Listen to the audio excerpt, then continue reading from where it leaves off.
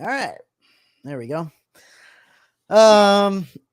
Yeah, so here we go. We're gonna unbox I'm gonna unbox some things, and let's just hope let's just hope Steve's unlucky streak has not rubbed off on the group, because Yeah. I don't want to have that problem. Yeah, it rubbed off on me the other night, but I got it fixed. So, Yeah. so it wasn't too But bad. were you surprised though, Thor? Because I know Iron Studios has that problem, right? Like, I mean, a little bit, because Vader came okay, and that one was after Vader. So yeah, I don't know. I mean, you don't really hear much about that piece anyway. So so it wasn't really, but it was a clean break, so it was cool. Well, yeah. Steve has had some issues with his with his current purchases of statues, so we're hoping that doesn't rub off on us. And Steve, is there any? Have you decided to adjust how you buy things now at all because of all this? Yes, I have. I'm so fucking done with this shit. So what are you gonna do? What are you gonna do? I am, as I said, I am going to issue the checklist before I buy anything from anybody. As I was telling Thor the other day, I'm going to ask, I ask people, are there any condition issues? Yeah. And I think I'm going to say, are there any scratches, dings, dents, scuffs, marks, shit on the statue, or anything like that, right? Yeah, whatever. And hopefully we'll. If people don't know the latest, I got my Mythos Vader 2 days ago, and it was broken in multiple places and repaired, and it was just and he's like, oh, I bought it from somebody else. I didn't know there was any problem. I mean, there's glue on his arm, so friggin' obvious. So anyway, I'm not here to bitch about my statues. No, but that's a freaking shame though, man. Like, you've had that issue already. Yeah. And for that to keep happening, that sucks, dude. But the good news is I got direct from Sideshow today. I got Jabba, and it looked great too. Nice. He's in fantastic condition. Those pictures looked awesome. You have to did you post those up in the group yet? No, I guess I can go ahead and you have to put some pictures up in the group. Yeah, just great. Very happy with the way that looks. Yeah. So. And Thor, thanks for joining us as always. No, wouldn't miss it, man. It's always love hanging out with you guys. Yeah, it's a good time, man. So, and Steve, I think, just so you know, I think Thor's going to join us for Return of the Jedi on Monday. Will. Oh, Shelter in Space? Yeah, Shelter in Space. That's going to be freaking fun. I think PJ's hopping on as well, so that'll be a good time, man. That'll be fun. So, yeah, that sounds good. So yeah, we got some people in the chat. We got Eddie Mendez, Danny Lee, Nathan Alker. Facebook user. I'm guessing I don't know who that is. Yeah, they have to authorize Facebook to so that they can see their name. That's all you gotta do, and then you can see what their name is. Yeah, it's like right at the top when you connect. It's right up there at the top that says, "Please share with, please give StreamYard permission to share your name, because otherwise we don't know who you are." Yeah, you guys up in DCX too, or no? Yeah. Oh, cool. Yeah, I think we're all over. Beautiful. I love it. Syndicated, baby. Syndicated everywhere. Yeah, I love it. It's so tonight's gonna be interesting. I have not opened this or seen anything. It's literally never been opened. So it's brand new. Yes, which he's never opened it, so it could be a bad thing. That could be a bad thing. We'll see. I can't believe how quickly you were able to get that, because usually the last one took you forever. Hour and 15 minutes away. Like, I could have driven up to get it, but but last time he gave you all these excuses that he had to go into the not the same guy. Different guy. Yeah. Different guy. So I'm trying to get from that guy. I'm trying to get that one for Chris B.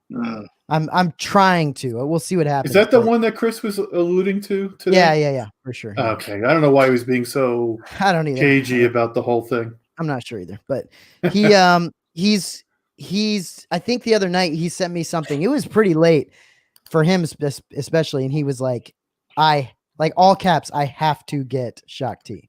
And so I was like, and so I was like, okay, well, let me, I sent him a picture of Shaak T from the Raymond guy that sent me a picture of it. And I don't personally want to deal with him anymore. I just can't handle it. But I can do it I'll do it for Chris. Yes, Tim. We'll see. What's up, Tim? Hey guys, sorry. Hey. No, thanks for joining us, man. Oh, my pleasure, man. What's up, Thor? What's up, my brother? Steve, man, how are you? Hey, good. Hey, Tim. I was watching Mr. X's channel today, and he got this custom Rogue and Sentinel head. The Rogue is tearing the head off the Sentinel, and I thought about you, man. This thing was freaking insane. Yeah. Did you see the head sculpt on that thing, though, Steve? Yeah. Okay. The head sculpt was rough, shit. dude. Yeah, but I mean, for that, you probably can pick your favorite. Yeah. Send it off to somebody that paints it up nice, right? Of course. But I was thinking about you the whole time, wondering if you ever considered getting that thing. Dude, that thing's huge. So I would love to get those ones. There's a whole line of them, and they're crazy. And I would love to get them. It's a whole custom line? Yeah. So they're all sculpted by Franco, and the portraits aren't bad. I think the paint is bad. Yeah, because if you look at they have like a gray render of the portrait. They look amazing. Yeah. So paint makes or breaks a statue, man. That's the facts. For sure, anything, any figure, statue, anything. But yeah, I wish, man, that would be great. Yeah, I saw the review. It looked cool. I cannot get away from those. Those head sculpts were just the worst. But allow me the opportunity to change your mind. I'll send you the gray renders just so you can see them. Okay. Yeah. So yeah, I don't think we're disputing that the sculpt itself was great, but the paint was just like, oh my gosh, for sure. Well, I mean, it's it's unfortunate that you've got to compare that to the sideshow portrait, because that's true. That's the mark now. True. If you're not hitting that portrait, see you later. Are there any custom makers that really do well with portraits? Like I know Thor, the Kylo head looks pretty good. Are there any people that specifically are really good with portraits? I think it's got to be the hardest thing, right? Yeah, I think that's definitely up there. But there's guys like Franco's a Wolverine guy. His Wolverine portraits are among the best that have ever been made. Yeah. Okay. I think it's just human face, like normal human faces that are hard, or women. I think it's women, man. It's women. Yeah. It's really hard to make a beautiful face, Right. But there are people who smoke them, man. There's sculptors out there who are killer, man. Yeah, that's awesome. I've seen some customs that are actually absolutely amazing. I just didn't know if it's harder for one reason or another. But all right, I'm gonna break into this thing. Yeah, 1 second, Matt. Just real quick. Pull up the pic I just posted to the Rogue 16 group of the Jabba and oh yeah, okay, hold on. And Boba Fett. I want to brag a little bit first before we dive into yours and get jealous about a brand spanking new statue. That's okay, I understand. Let me pull that up. no trip to Compton. Where was the statue, Matt? No, it was in Corona, so it wasn't too far away from me. Where is Corona relative to? Corona's actually pretty much straight east from Compton. So it's like I could have driven up pretty much. It's pretty much the same distance. I tried to get the guy to do it, but he didn't want to have anything with it. So it's not a big deal. Oh, all right, there you go, dude. Yeah, nice. So there's fantastic. The way it worked out, I got that Dave Dorman print about a month ago, and it has like this green mat around it, and I was like, the green mat, I don't know. But suddenly today, I kind of put all three of them together, and I was blown freaking away by how great. Yeah, dude, that works great. Look at that, really nice. Freaking that picture doesn't do justice to how big he is. He looks a lot better than the first one. It looks way better than the first one. Yeah, he looks really good. The first one was like, I sold it, man. Right. Yeah. Those pillows and stuff look really cool too. It's funny. I got my first 6-scale pillows today. They did a good job. Yeah, I'm pretty stoked with the way they came out. The problem with this statue is just the gaps on the switch outs are a little bit obvious. Especially around the mouth and the eyes and all that. But other than that, I think I said earlier today it's like an A- overall. I think I got you. But anyway, No, they did a good job. They did a good job on the paint and everything too. I've seen. Oh yeah, right. How heavy is it? It's not terrible. Maybe 15 pounds, I think, is probably what it is. So it's not made out of. I don't know what it's made out of, but it's not. I don't think it's polystone.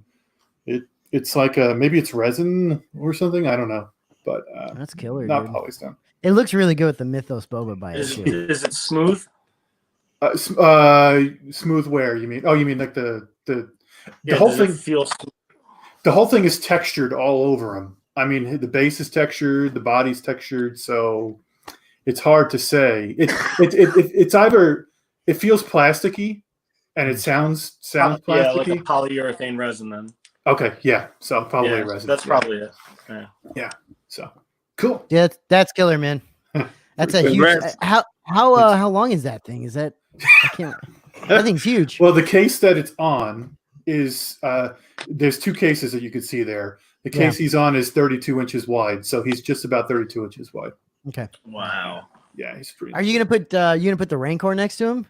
That's the thing. I think the Rancor might block out the whole print. I don't know, but that would be awesome. Though. He's either going to be next to him or below him. So, Steve, you know what you got to do, man. You know, since you're a Hot Toys guy, you got to get you like Bib Fortuna and all the guys that put around Jawas. Yeah, like, that'd be killer, bro. Well, I have the Leia and I have Boosh. I have the Han Carbonite. Yeah. I have the Jedi Luke. I have C-3PO. I could put them all around them. Yeah. Yes, sir. 100%. Yeah, that'd be killer. Yeah. Or at least for a photo. Right. Yeah. Right. Kumar says, "Hi, all you evil people." This is the guy that posted in the group that we've transitioned. You transitioned him into statues. Yes, it's happening. It's happening. Yeah, but at least you're getting them cheap, Kumar. I mean, you've got exactly a great place to buy them from. Yeah, exactly. He got Mythos Vader for really cheap. It's like $600 or $700, something like that. Impressive. Most all right. Impressive. You gotta go big screen, Matt. Yep. Well, wait till I get through the box a minute. Oh, okay, no I'm gonna problem. look like a freaking idiot opening this box. Oh no, it's all good. You're a professional by now, sir.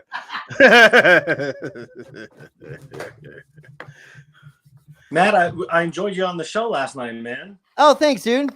The whole crew did, man. The whole I had a good crew time. did. I had a good time. Yeah, it was fun. Sure. I didn't know.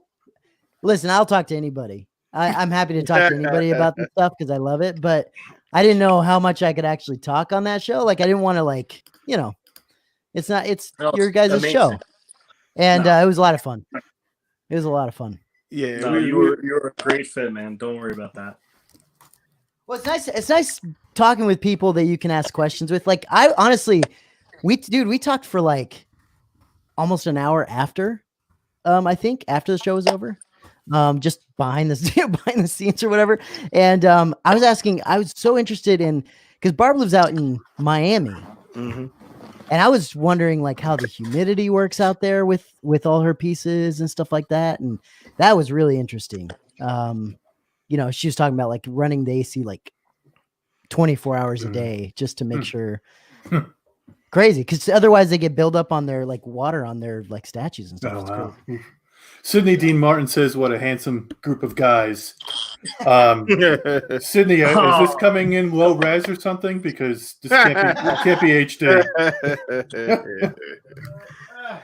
I love that. Turn it upside down, Matt. Let the gravity do the work, bro. There you go. Damn, he got fresh, bro. Unopened, never opened. Untouched by. Is that plastic taped, Matt? Is it taped closed or is it loose? Is it really unopened? Let's see. It's taped. It's taped. It's taped. Yeah. You're about to bear witness to the handwork of Mark Newman, my friend. Let's see. Let's go on, Matt.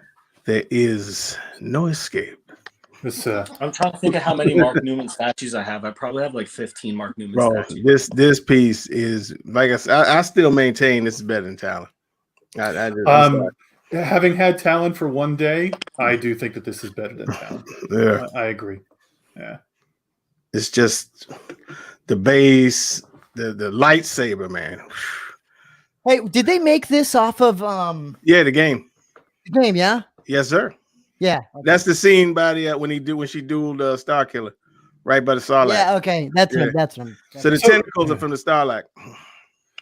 Thor, did she battle Grievous?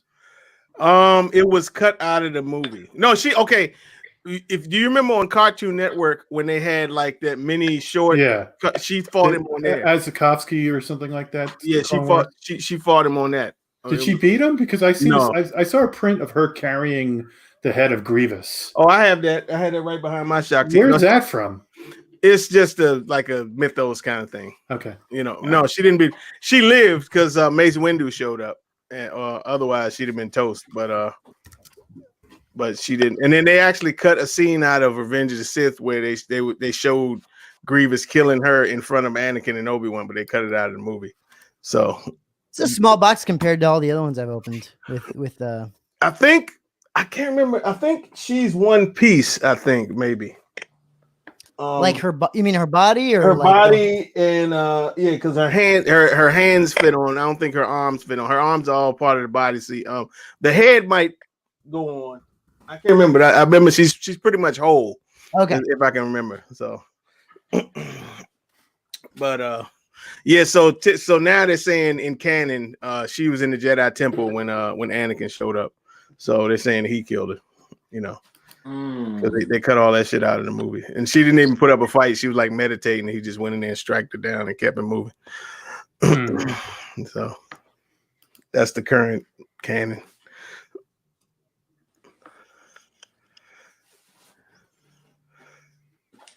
I love that he keeps getting piece after piece.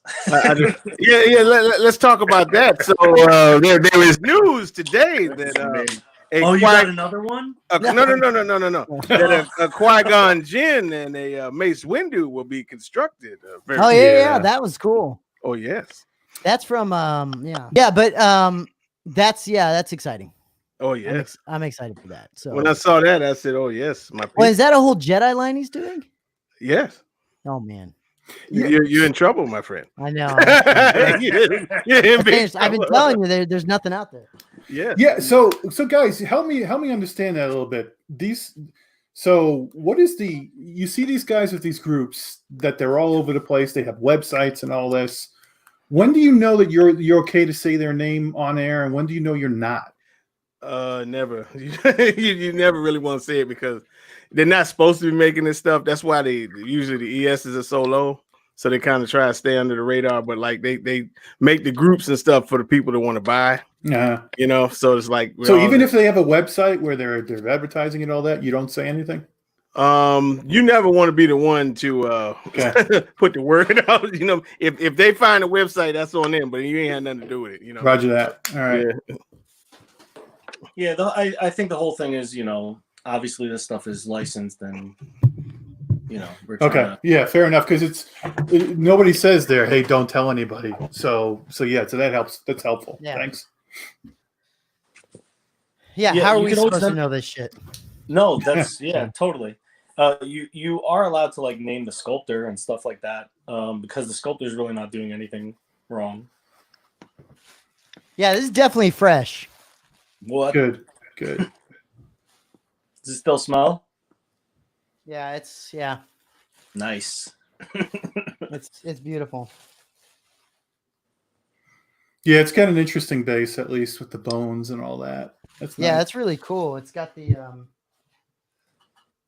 like whatever thing on it. This is 842. Oh, the light up in there, little battery pack. Yeah. It also has a when it's a woman that's fresh. Yeah, so that's right. It plugs. So yeah, she plugs in right there. Does it have a plug in the rear of the base? It does, yeah. And it should be a plug jack back there.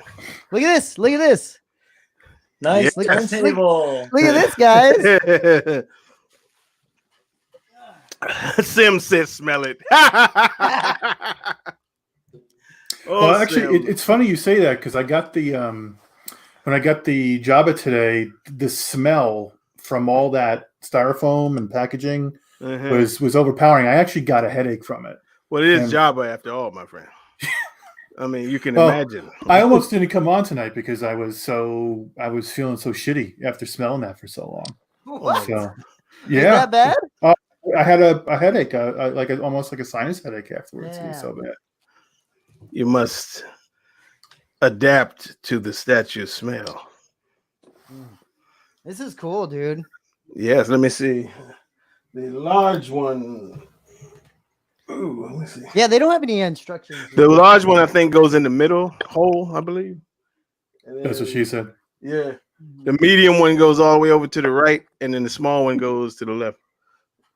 That's what I'm looking at mine now. There you go. Yeah, I love that bass, man. I love that bass. That's a great piece, bro. That's just Chris, wherever you are, man. We gotta find you one. Yeah, we got to get him one for sure. Yeah, that's a killer piece. Who's Chris? Chris is another one of the 1/6 guys. Yeah, Yeah, Chris Chris B. B. I want to have him on too. You too, Steve. Whenever you guys are off one week, you gotta Sounds come good, through, bro. right? But Chris B. smooth, man. I like Chris. That's a smooth dude, bro. He's got a lot of that guy's got a lot of stuff. Yeah, he does. Yeah, he does. All right. There we go. He's got a few statues too. He got Grievous and Iron Studios, and He does. He claims he's not going to collect any more statues, but I don't. Really. He's getting. You just said he was getting another one. He's getting the he wants to get this one, and he wants to get the Rancor. That's what I'm saying. I'm like, he's getting this one. He's getting the Rancor. What? That's a bunch of bullshit. And he wants Darth Bane too. Yeah. So he Did you see the wall that he posted? The picture that he sent to us of an entire wall opening up. He sounded more like James. Bro, if there was a genie, that's one of the wishes I would ask for. Sure. I told you the other day when I read your texts. Yeah, you hear James Earl. No, I hear your voice and your cadence. It's hysterical. It really is. I mean, I can literally give you every Vader speech there's ever been. So I mean, you know. Any trick to getting her out? She's kind of like really in there. There's so many ways I can deal with that, but I can't. I would go by the thighs. Ah, yes, good advice. Just grab her by the thighs and pull. Yeah. Danny Lee says caress her. Yes. Yeah, if you caress her first, she might loosen up. Oh yeah, I knew she was one piece. There you go. Yeah. Yes. Yes. Look at that. Eat your heart out, Ahsoka. That's crazy. Eat your heart out. You don't want none of that, sweetie.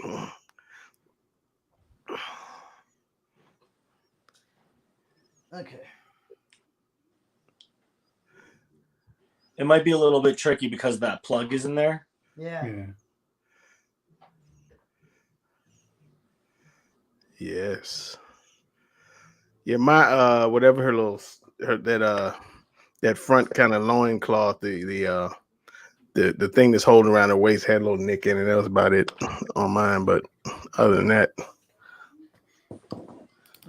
I actually even toyed with the thought of taking those off, but I was like, nah. Yeah, I feel like I've seen some people take the loincloth. Yeah, some people have taken them off, but I just left it on. I mean, I'm not that much of a freak, so like it. So. Steve, did you keep yours on? The loincloth? Yeah. I figured if anybody, whatever, Ben was gonna take that off. Oh, it's got wires in it. You can pose the loincloth. That's nice. Of course. Now comes dessert, the saber and Starkiller's saber. There you go. Little something for the fellas. Very good. Oh yes. Tim, he is one of us, my friend. Oh yes. Hey, Matt. Jason says that the custom Shaak T that I found on eBay would have been better. Oh, I know. That's such a bummer. Yeah. You know, he just wouldn't. He wouldn't bargain with me, so I had to go with the real one. It's too bad. Yeah. I can't imagine. Dude, that thing. I by the way, Steve, I forgot to tell you. Every time I kept search for this thing, that thing would come up over and over and over and over again. I saw that thing so much. I gotta check, you guys. That there's this guy that made these custom figures on eBay. He kept showing up when searching for Shaak T, and they're atrocious. Oh, that one. Oh yeah, that's right. Yeah, I forgot about that one. With the fur coat and all that shit. Yes. Oh, there it is, still there. If you do search on custom Shaak T on eBay, you will see about the fifth one down. You will see exactly what I mean. Is it nice at least, or it's no? It's atrocious, man. It's atrocious, bro. I gotta share my screen just for a second, just so you can see this. How can you leave such beauty for such atrocity? I mean, I want to be educated. Yeah, there you go. I have not seen this filth. It's very filthy, bro. I mean, damn, filthy. dude. Yes, very filthy. So this is the regular. Yeah. And so the EX has the lightsaber. Yeah. Lightsaber. Oh yes. Well, that's inhale her other arm. Yeah, that's it. That's the he got the EX though. The X has Star Killer's lightsaber, like as if she won the duel, which she didn't do in the video game. Yeah. And for me, that was a must. You know, I just thought it was nice. Yeah. I've often toyed with the idea of sending that to the guy and having him put a red lightsaber into that hand. Why not? This is the way. That's not magnet. That's a key. It's a pin, yeah. Yeah. Yeah, I don't think it was a magnet. Now you must illuminate her, and your journey will be complete. What'd you do, Thor, with this this belt? Is there any I kind of moved it to the side a little bit, just kind of look like as if, because she's not gonna stay completely neat during this duel. But I mean, yeah, I didn't mess the back skirt. I kind of moved on her hip so that the cakes would be exposed a little bit, But she's facing backwards, so who gives a shit? To me, it just looked a little bit more sleek to have like the skirt kind of like covering the side with the lightsaber. I moved it to that direction. Okay, it's pretty. She got like mud on her feet, and yes, all the wrappings and stuff look really good too. That's one of the out of all this Star Wars line, man. That's one of that's top 3 for me. Yeah, dude, the face is crazy, dude. I swear to God, doesn't it remind you? I told this when we did the unbox. Doesn't it kind of remind you of an XM piece? It just it looked like that Luke. You know what I mean? It just feels like that. Yeah. But it's really killer. Yeah, look at this shit. It's really close. I mean, they got real close. What do you think of this, guys? How much is that, Steve? Okay, let me take a look. 250. Yeah. Are you serious? Yeah, oh yeah. Dude, it is robbery. Bow-legged and everything. Dude, it is so much better than the shit you have. Look at that. Look at that. Fishnet. I'm not going to go much further because there is one of her derobed that they do show on as there should be before you buy something. You should make sure. I'm happy I know what you're talking about, but let's go back to Matt. All right, let me light her up. Yes, bro. This to me still the best lightsaber in the game. Out of every Star Wars piece I've seen, is the best one. It's really? Bright. It's bright. I was going to say the new mall. No, I mean far as brightness goes. Oh, okay. Yeah. Because I know that new mall has that effect that I think. Oh yeah. As far as that, but this one is just it's bright, man. It actually looks like a real lightsaber. And this was before all this advanced shit came out. I wonder what year this probably had to be, like 2012 or something like that. Yeah. There you go. That should look real, bro. Damn. That shit looks real. Yeah. That's crazy, dude. Gaze upon it. Wow. Yes. There you go. Oh yeah. Pretty good. Not So bad. now that you see her, do you need to cover her up because of your daughters? No, I talked to my wife about it. This is one of the only pieces I actually asked her about. Right. All the other stuff, I'm just like, I'm buying this. I don't care. Mhm. But this one, I was like, I actually have to ask her. Like, I can't just get this and be like, look, like, Yeah. look at this. This is cool, right? And we have the thumbs up. yeah, and she's alien enough that I don't think it bothered her at all. You know, like it was like whatever. But now, so Steve, you've compared, like, if you saw an older Ahsoka in this type of attire, that would piss you off. But not her.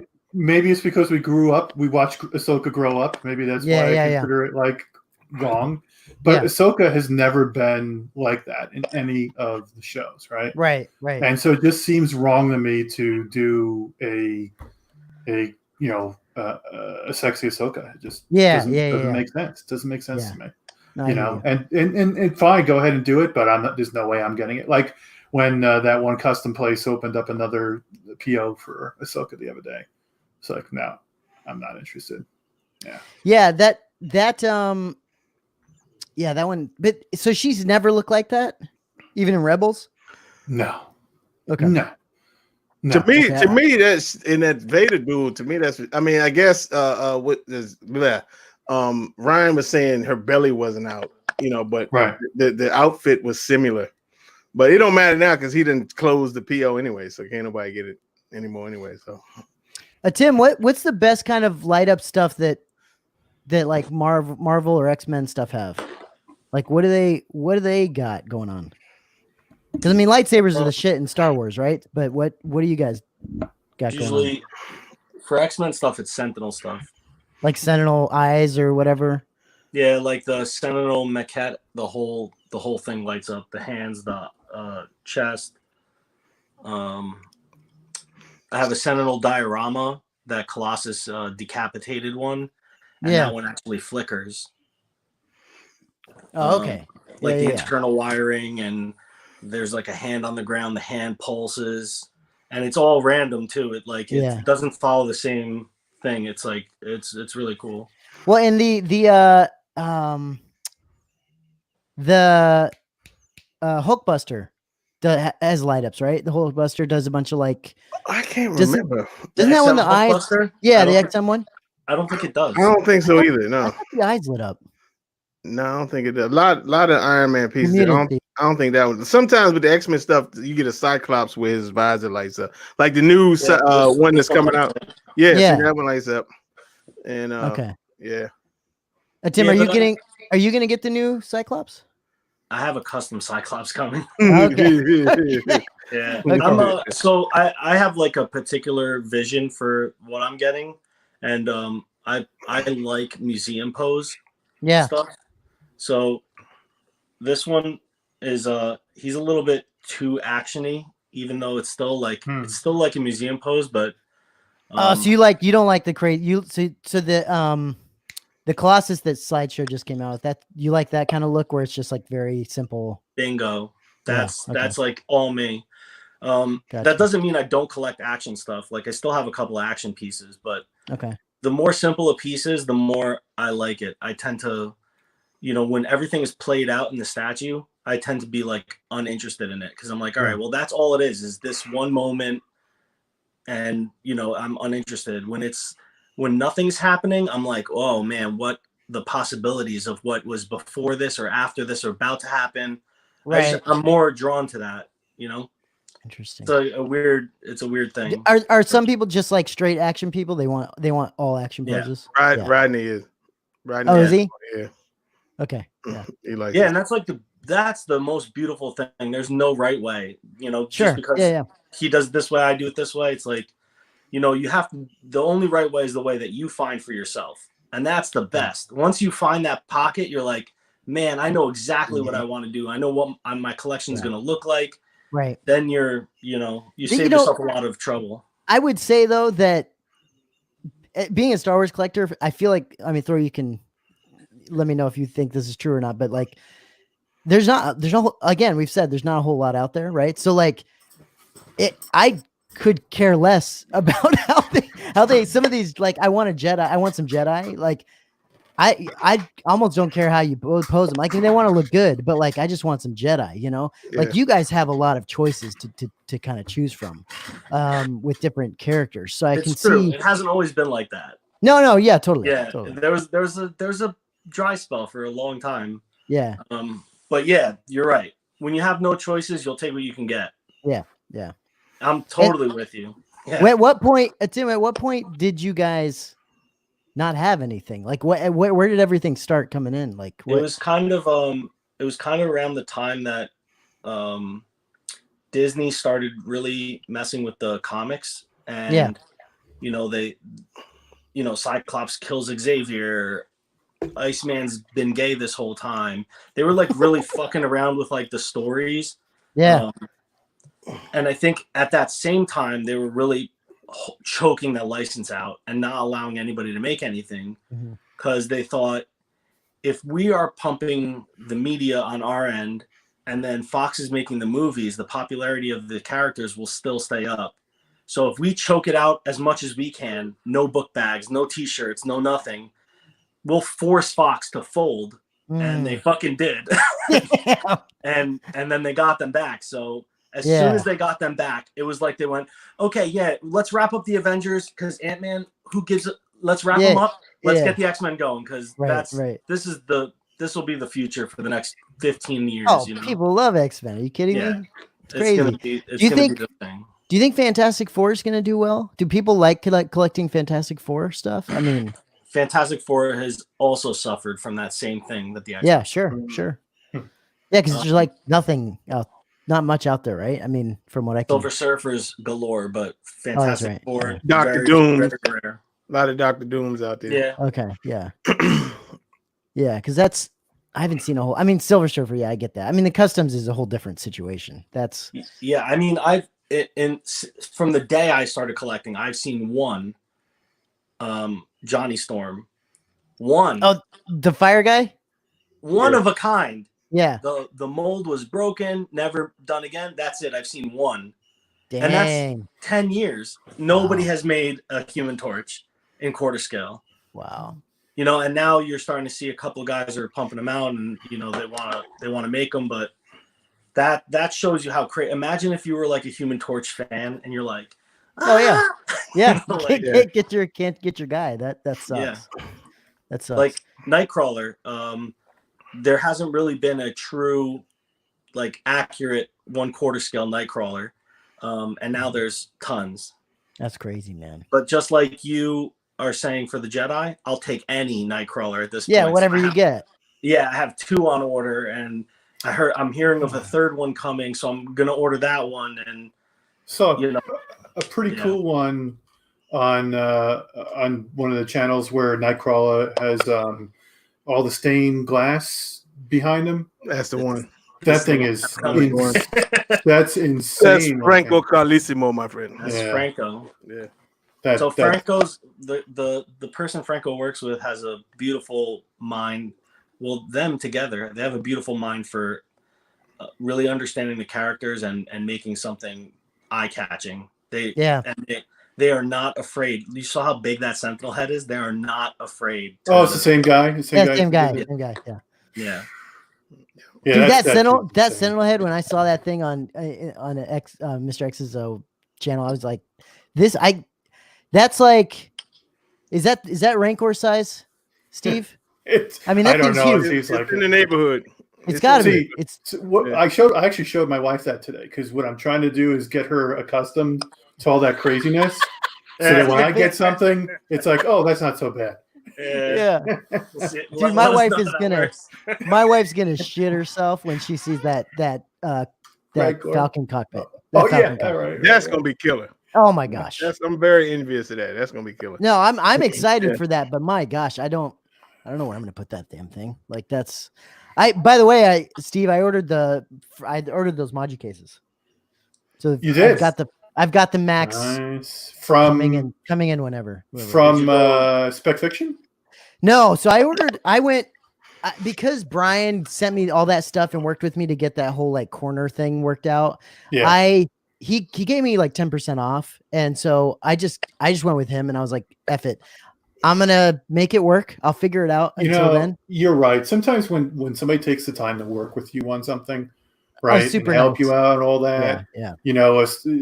It's like, yeah, you're gonna spend a little bit more, but look, the guy just spent all that time with you. It's worth it. Right? He's really kind. He's a really nice guy, and he took the time to like diagram them all out, and he even went back and forth with me on like, hey, I think you should probably do DF. Thinking because I ordered the a couple six scale boxes, and then I'm like, hey, I want the Max series, and he's like, well, hold on, like, he's like, that might be overkill for you. You need to be careful. Really? Okay. And so wow, we went back and teaching restraint, huh? yeah, awesome. We went back and forth, but I was like, dude, I want a future proof. Yeah. In some case, I want a future proof stuff, right? The only question I had about your setup that you were looking at was the one in the corner. Yeah, it's gonna be tough. If you put anything in that case that's in the corner, so he's got two cases that come together in a corner, and that thing that's in the middle is going to be blocked on either side, right? Totally. Yeah. Totally. So I don't know. I don't have a big enough room to avoid that, right? Yeah. And I'm okay with it. Like I'll put something I don't need to completely look at, all the time. Like I know I'm going to put the Lego Millennium Falcon there in the corner. Oh, okay. I think that's a good thing to put there. Like a helmet, something. Yeah, or like it could be, it could even be a bust because it's a taller space. So I could put a bust in there of some sort, like the snowtrooper bust, possibly. And there's some other things. I'm not sure how I can't. You go with white or black? I went with black. I personally like the black, so I went with black. And then on the second shelf up here, where my window is, I'm not going to have a backing. So it's basically going to be another acrylic backing to it. Nice. So that the window, the light can still come in because it's going to be pretty tall. Did he give you a time when you thought that would be quarter 4? Really? Okay. Yeah, fourth quarter. So yeah, that's kind of nice that he worked with you. I mean, that acrylic back.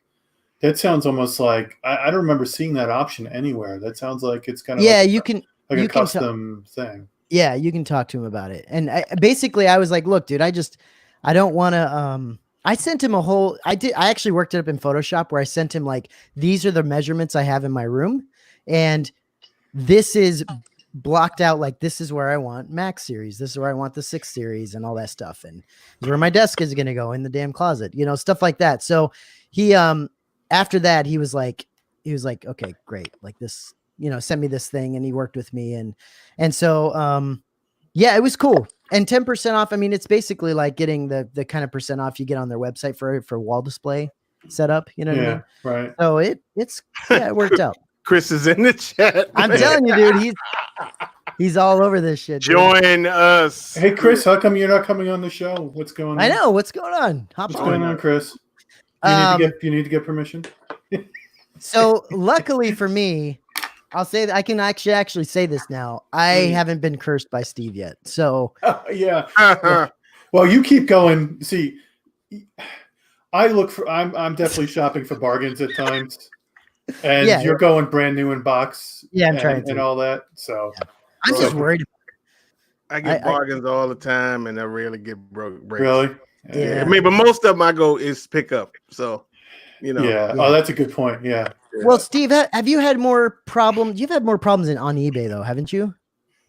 Anything else? I mean, my Talon came from that's probably one of the most reputed sellers on all of Facebook, right? Yeah. I mean, this guy's been selling off his collection for a while. Yeah, it's true. And it was disastrous. It was disastrous for me.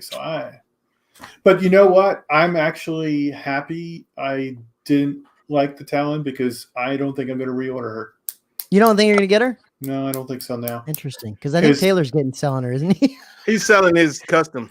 Oh, yeah. Okay. Yeah. But I mean, Shaak T is much better than her. Yeah.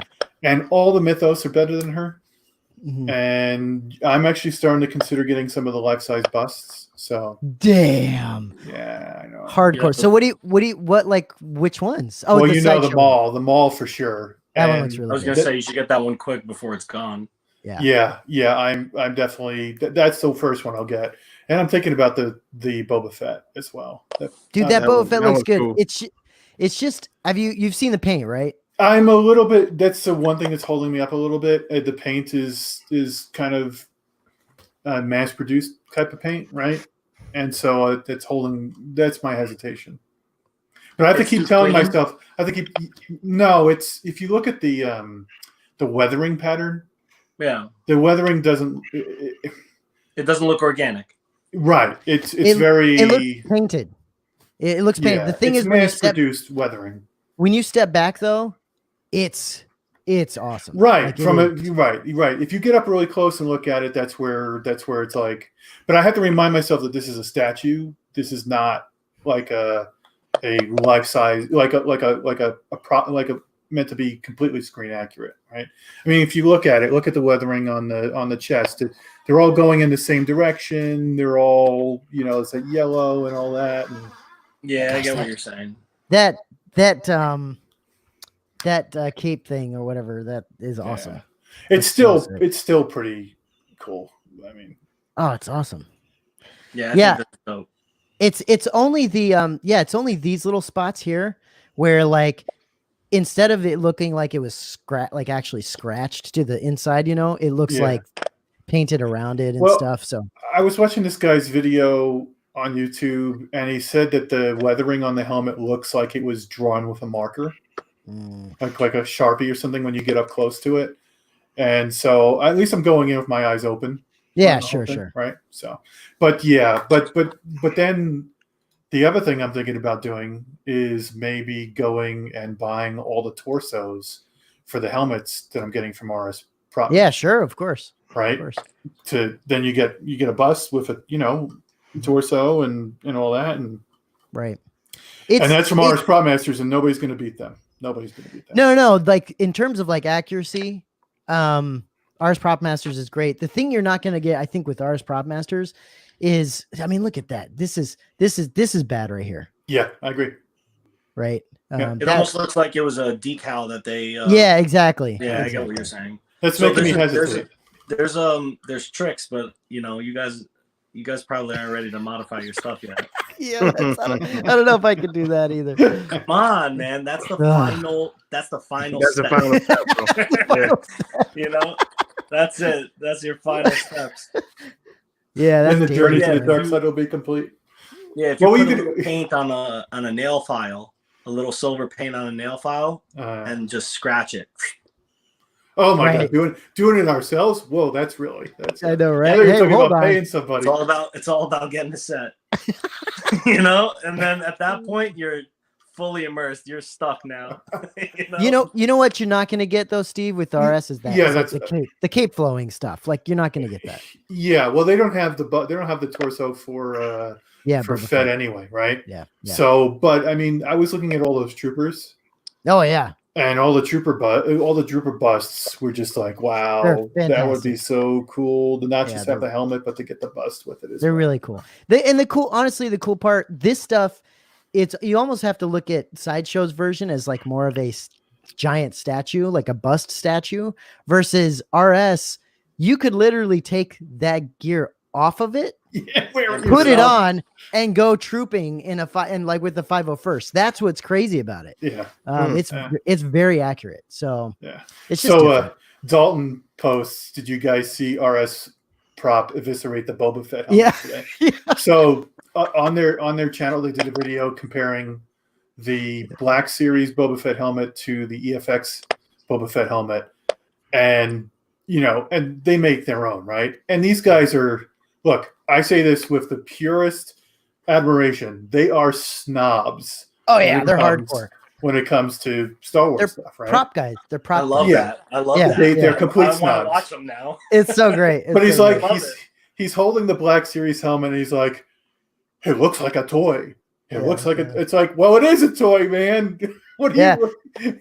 But they even took the EFX one, and EFX is like, yeah, they're well known for making good helmets. Right. But they were right. Yeah, They showed the inside of it. There's no lining. It is flexible. Mm-hmm. I told you guys about the paint. I told you that I didn't think that the weathering on the paint looked real. Sure. So like, if you think about that paint, right? Real weathering should look like it's exposing layers below, right? Mm-hmm. But instead, the weathering on this is built up. Right. And it's the opposite of what it is. So when you look at it, if you look at it real close, you realize, well, wait a second. If it's a wear, the layers below should be lower. The paint chipped off and metal is right. So they were talking about not having any texture to it. He called it very two-dimensional, right? Mm-hmm. Which was accurate. Which is he was right about that. And the crazy thing is, their helmet for roughly the same price would probably, it was all hand painted and blow people away, right?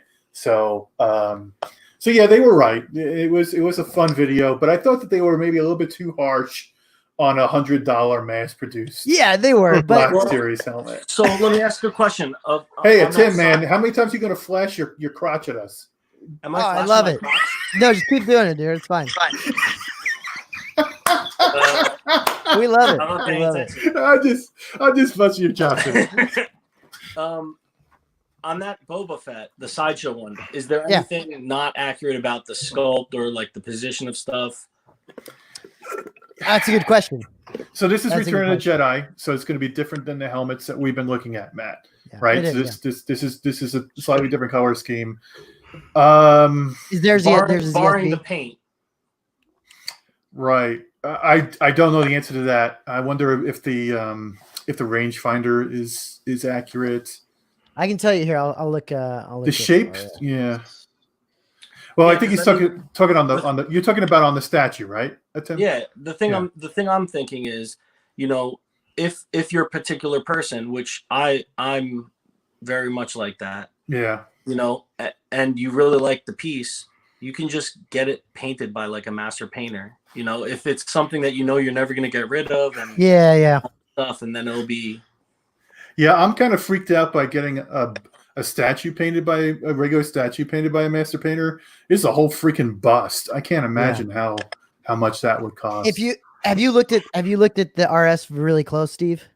Because the weathering is ridiculous. Look how small I tried to today, but look how small their picture. No, I know their pictures are tiny, but you can if you actually look at it pretty good, you can tell that the weathering is just fantastic. Like it's actually scratched away. But if you look at the rangefinder, the whole mechanism for it, I think that if we went and looked at the rangefinder mechanism on that statue, there probably would be some differences.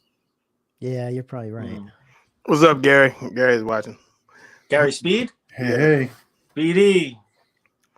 So someone wanted me to turn some pervert wanted me to turn it around. I'm gonna. So Matt, where will this piece reside, sir? So I think sadly, it's not gonna. I don't think it's gonna go behind me.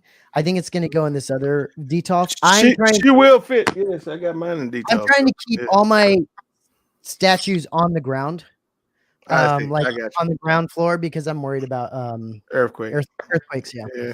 So something we have to think about here. So and I think that's why once I get the detofs in, or not detofs, the module cases in, I'm gonna be less worried, but still always worried. Right. You can look into museum putty. Yeah, I've seen that. That I'm not so worried with being on the ground floor. I'm not so worried about it. The more concern is will everything break above it and just fall down on top of it? So I don't know how it's gonna be. Matt, do you think that if you got insurance that would cover earthquakes? It's a good question. I don't know. Being out in California, we had living where we live. We had trouble getting insurance for our house just because of fire insurance. Depending on where you live, sometimes they're like, nah, we're not gonna take that risk. We've had to evacuate a couple times because of fires. So, it is what it is out here. You're going to get an earthquake at some point. You're going to get a fire at some point. But I swear to God, if there's a fire anywhere near my house, I'm gonna grab as much as unloading. I'm telling I'm you. gonna grab as much as I can and take it with me, dude. I swear. Yeah, So, I don't know. Kylo's being awfully quiet. Yeah, who is what's going on, is Kylo? this PJ? It's Taylor. Of course it is. So what Nah, is that's PJ, man. EJ. Come on, PJ. I'll show them the power of the darkness. I think they already seen it, man. PJ, you just staring at Shaak T's ass? What are you doing? Yeah. Actually, I wasn't staring at Shaak T's ass. I was staring at Tim's eyes. Oh man. Well, you missed it. We had a couple crotch shots earlier. Yeah. Those are my knees, bro. I know. I'm like sitting those Indian style because I got you on like a display cabinet in front of me. I don't have like a phone stand. I like those kind of shots. Anyway, what's going on, guys? Sorry. Every day with this crazy shit. Believe it.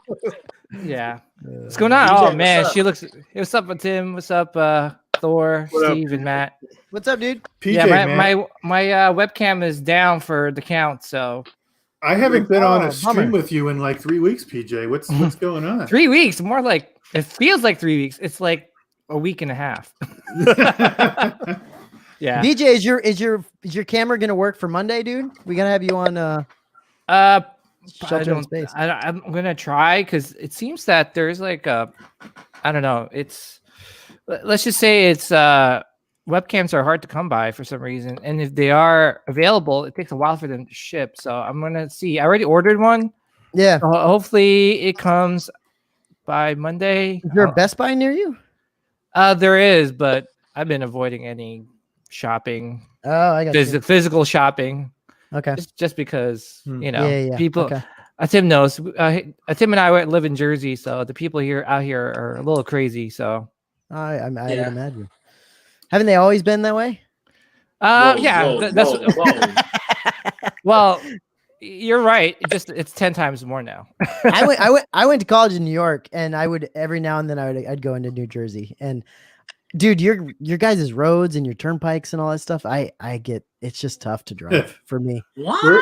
It is, man. I get so confused. Where in New York? What? It was in I've never Nyack. heard anybody Nyack. say that Nyack? before in my life. Yeah, it's like right outside the city. What's that? Yeah. I've never Are heard you- anybody say that before in my life. Oh, really? Yeah, compared the to New Jersey Parkway, like the Garden State Parkway goes from the top of New Jersey to the bottom. It's like okay. it goes straight down.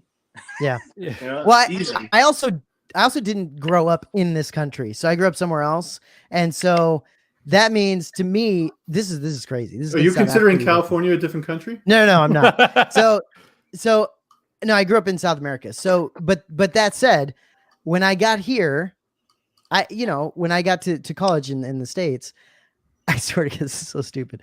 I hadn't driven, right? You can't drive in South America. You gotta be freaking crazy. So when I got here, I started doing all the driving stuff, and I thought that exit onlys meant exit only. That you can't get back on it from the exit. And so I would be like, well, can't get off here. Gotta go to the next place. And so like, or else I can't get back on the damn thing. It's crazy, dude. Like I couldn't. Well, a lot of places in New Jersey are like that. Once you get off, you never can come back. What? Yo, this Jersey bashing better stop quick. No, and the only Tim, I'm from Queens, so I'm allowed to bash Jersey, I guess. the only place I knew of from Jersey that I knew a lot of was what's it called? Hoboken. No, well, yeah, Hoboken, but not Newark. Which Newark is rough, Oh my God. Yeah. And so, but there's so many beautiful places in New Jersey. It's just I just hadn't seen them. I hadn't been to them. So yeah, actually, surprisingly, Newark has gotten better. Has it? Really? Yeah, 10 times better. it was rough. It was rough. I mean, I used to work around there, and I Hmm. used to remember like I would witness like someone getting stabbed in broad daylight. But I mean, yeah. So But once you left, it got better? Yeah, once I left, I was like, peace out. That's when all the bad guys left with me. And then but it was it's nice now. Like there's like a nice downtown area. It's got a lot of cool. like like Gentrified. yeah, there you go. That's the word I was looking for. Tim, what part of Jersey are you from? I'm like 25 minutes north of Newark. Okay. Yeah. I'm in Bergen County. Yeah. Yeah, it's been a while. PJ, so where are you, PJ, in New Jersey? I'm around in Central Jersey, around around Edison area. Okay. Do you guys ever make it in? Do you make it into the city very much? Well, I used to grow. Yeah. You work in the city? Yeah, it's a nightmare. It's awful. Oh, it's gotta be. Yeah. Dude. Well, see, I used to live up north, close to Tim. I would say that's where my parents are from. All right, and I was always 15 minutes away from the city. So I was always in the city. But the thing is that I hate going to the city because it's just a nightmare. It is, man. Driving wise, I mean, subway wise, train wise is not bad. Well, most people that talk about New York talk about it like, oh, I'm gonna go visit New York and walk through Central Park and do all this stuff. It's like that's nice, but if you have to work in New York City and drive around and try to figure out where to park and try to figure out, it's a freaking nightmare. I hate it. I hate it when relatives came to visit because what's the number one thing they want to do of course. is they want to go to the city and visit Statue of Liberty. And it's not like one of those things like you kind of have to like have them adjust to like taking public transportation, because taking public transportation, you're going to see all kinds of stuff. Like you're going to see like bums peeing on the side, sleeping. Yes. It's just one of those things. Like if you live here, you're used to it and you just walk past them. If you don't live here, you're like, oh, that guy's like throwing up in the side there. Which I did. Tim knows. I did that in New York Comic Con. Like our first time we hung out, I threw up. I was throwing up in the train station. I wasn't with you when you were throwing up. Oh, no one was with me. Only the cop. Only the cop. Me, yeah. Me and I was with you the next day when you wouldn't take your sunglasses off. Oh my gosh, that was a nightmare. Do you guys think they'll do, PJ? Do you think they'll do New York Comic Con? I highly doubt it, man. They still haven't said anything, right? I doubt any cons are going to happen this year. Yeah, New York is the worst hit place out of all of them. Yeah, they're not going to take a chance. Are you kidding me? I wouldn't think so either, but yeah, they're probably going to do what San Diego Comic Con's doing. I think they're doing everything online now, right? Yeah, I think so. They're doing a virtual stream. Yeah. Thor, do you think they made this a full piece and not the head switching out because of all of this stuff, like the LECU? Is that what it's called? Well, yeah, they try to avoid seams and everything. So if you can get it as one piece, since the head is not the EX, they probably just went for a whole piece for the body. I got you, Matt. What do you think, man? Oh, it's amazing. She's crazy, dude. Look how bright that zebra is. Oh, it's amazing. That, and I mean, the paint is honestly the portraits. I didn't realize how good the portrait is. And until I saw some reviews, I didn't realize how amazing the portrait is. It's really good. It's a reason why she remains the only light side piece in my collection. I won't. That's how good she is, bro. I won't get rid of it. Yeah. Well, I mean, I wasn't collecting back in the day when these pieces were coming out, but I mean, that's where Sideshow was. I mean, still is. They still are, but they were just killing it back then, man. Right, Tim? Like, piece after piece. And you think that they cost $350? It's just, I know. It makes you sick. My first PF was $279. Oh my gosh! Did it kill you at the time to spend that money on it too? It was a thought, because I was just bowing at that point, and I was like, I saw Silver Surfer in person, and I was like, man, I really want that. So I started looking up that company, and I was like, oh, Sideshow. Wow, they make X-Men. Wow, they have Rogue and Colossus. And I was like, Colossus was $399 at the time, and I'm like, ooh, that's a lot. That's expensive. Yeah, I know. But then a 24-inch piece came, and I was like, this is it. I'm going all quarter scale. Boom. That was it. I stopped doing the 1/6 scale stuff, and I've been quarter scale since. And larger, half scale, life size, So when just real quick, so when Prime 1 started, right? Did they always were they always crazy expensive with expensive shipping always, or did they start? Do you know what I mean? Like, has it always been? Prime 1 has always been expensive because they started around the time that statues were expensive. Okay, so when statues like this Rogue was $279, and then $399, then $379, then $457, then $579, now $799, and you're like, all right. So they started when it was around the $600-$700 mark anyway. Okay. But they had a partnership with Sideshow to distribute through them, so the shipping was gratis to us. Right. They absorbed that cost. They probably have their own freighter that brings everything. Right, they're getting pallets of whatever. They started out with the Michael Bay Transformers, and then their claim to fame really started with the Arkham line of the Batman pieces. Yep. And that's when people really started to notice them when those started coming out. Because to this day, I love that Beyond piece that they had. Oh yeah, that's amazing. I love that piece. But we are doomed if they ever get the Star Wars license. we talked about that last night. I swear to God, one day they come out with that and say, "Here's a forget it." So a lot of that's interesting, right? The licensing stuff. I think at the time Sideshow created the quarter scale market. Right. It didn't exist prior to them. So they owned the quarter scale market for Marvel, and they didn't have the DC license. It took them 10 years to get that license. Once they finally got that, at that time XM had come out. So they started making the Marvel stuff in the Southeast Asia region.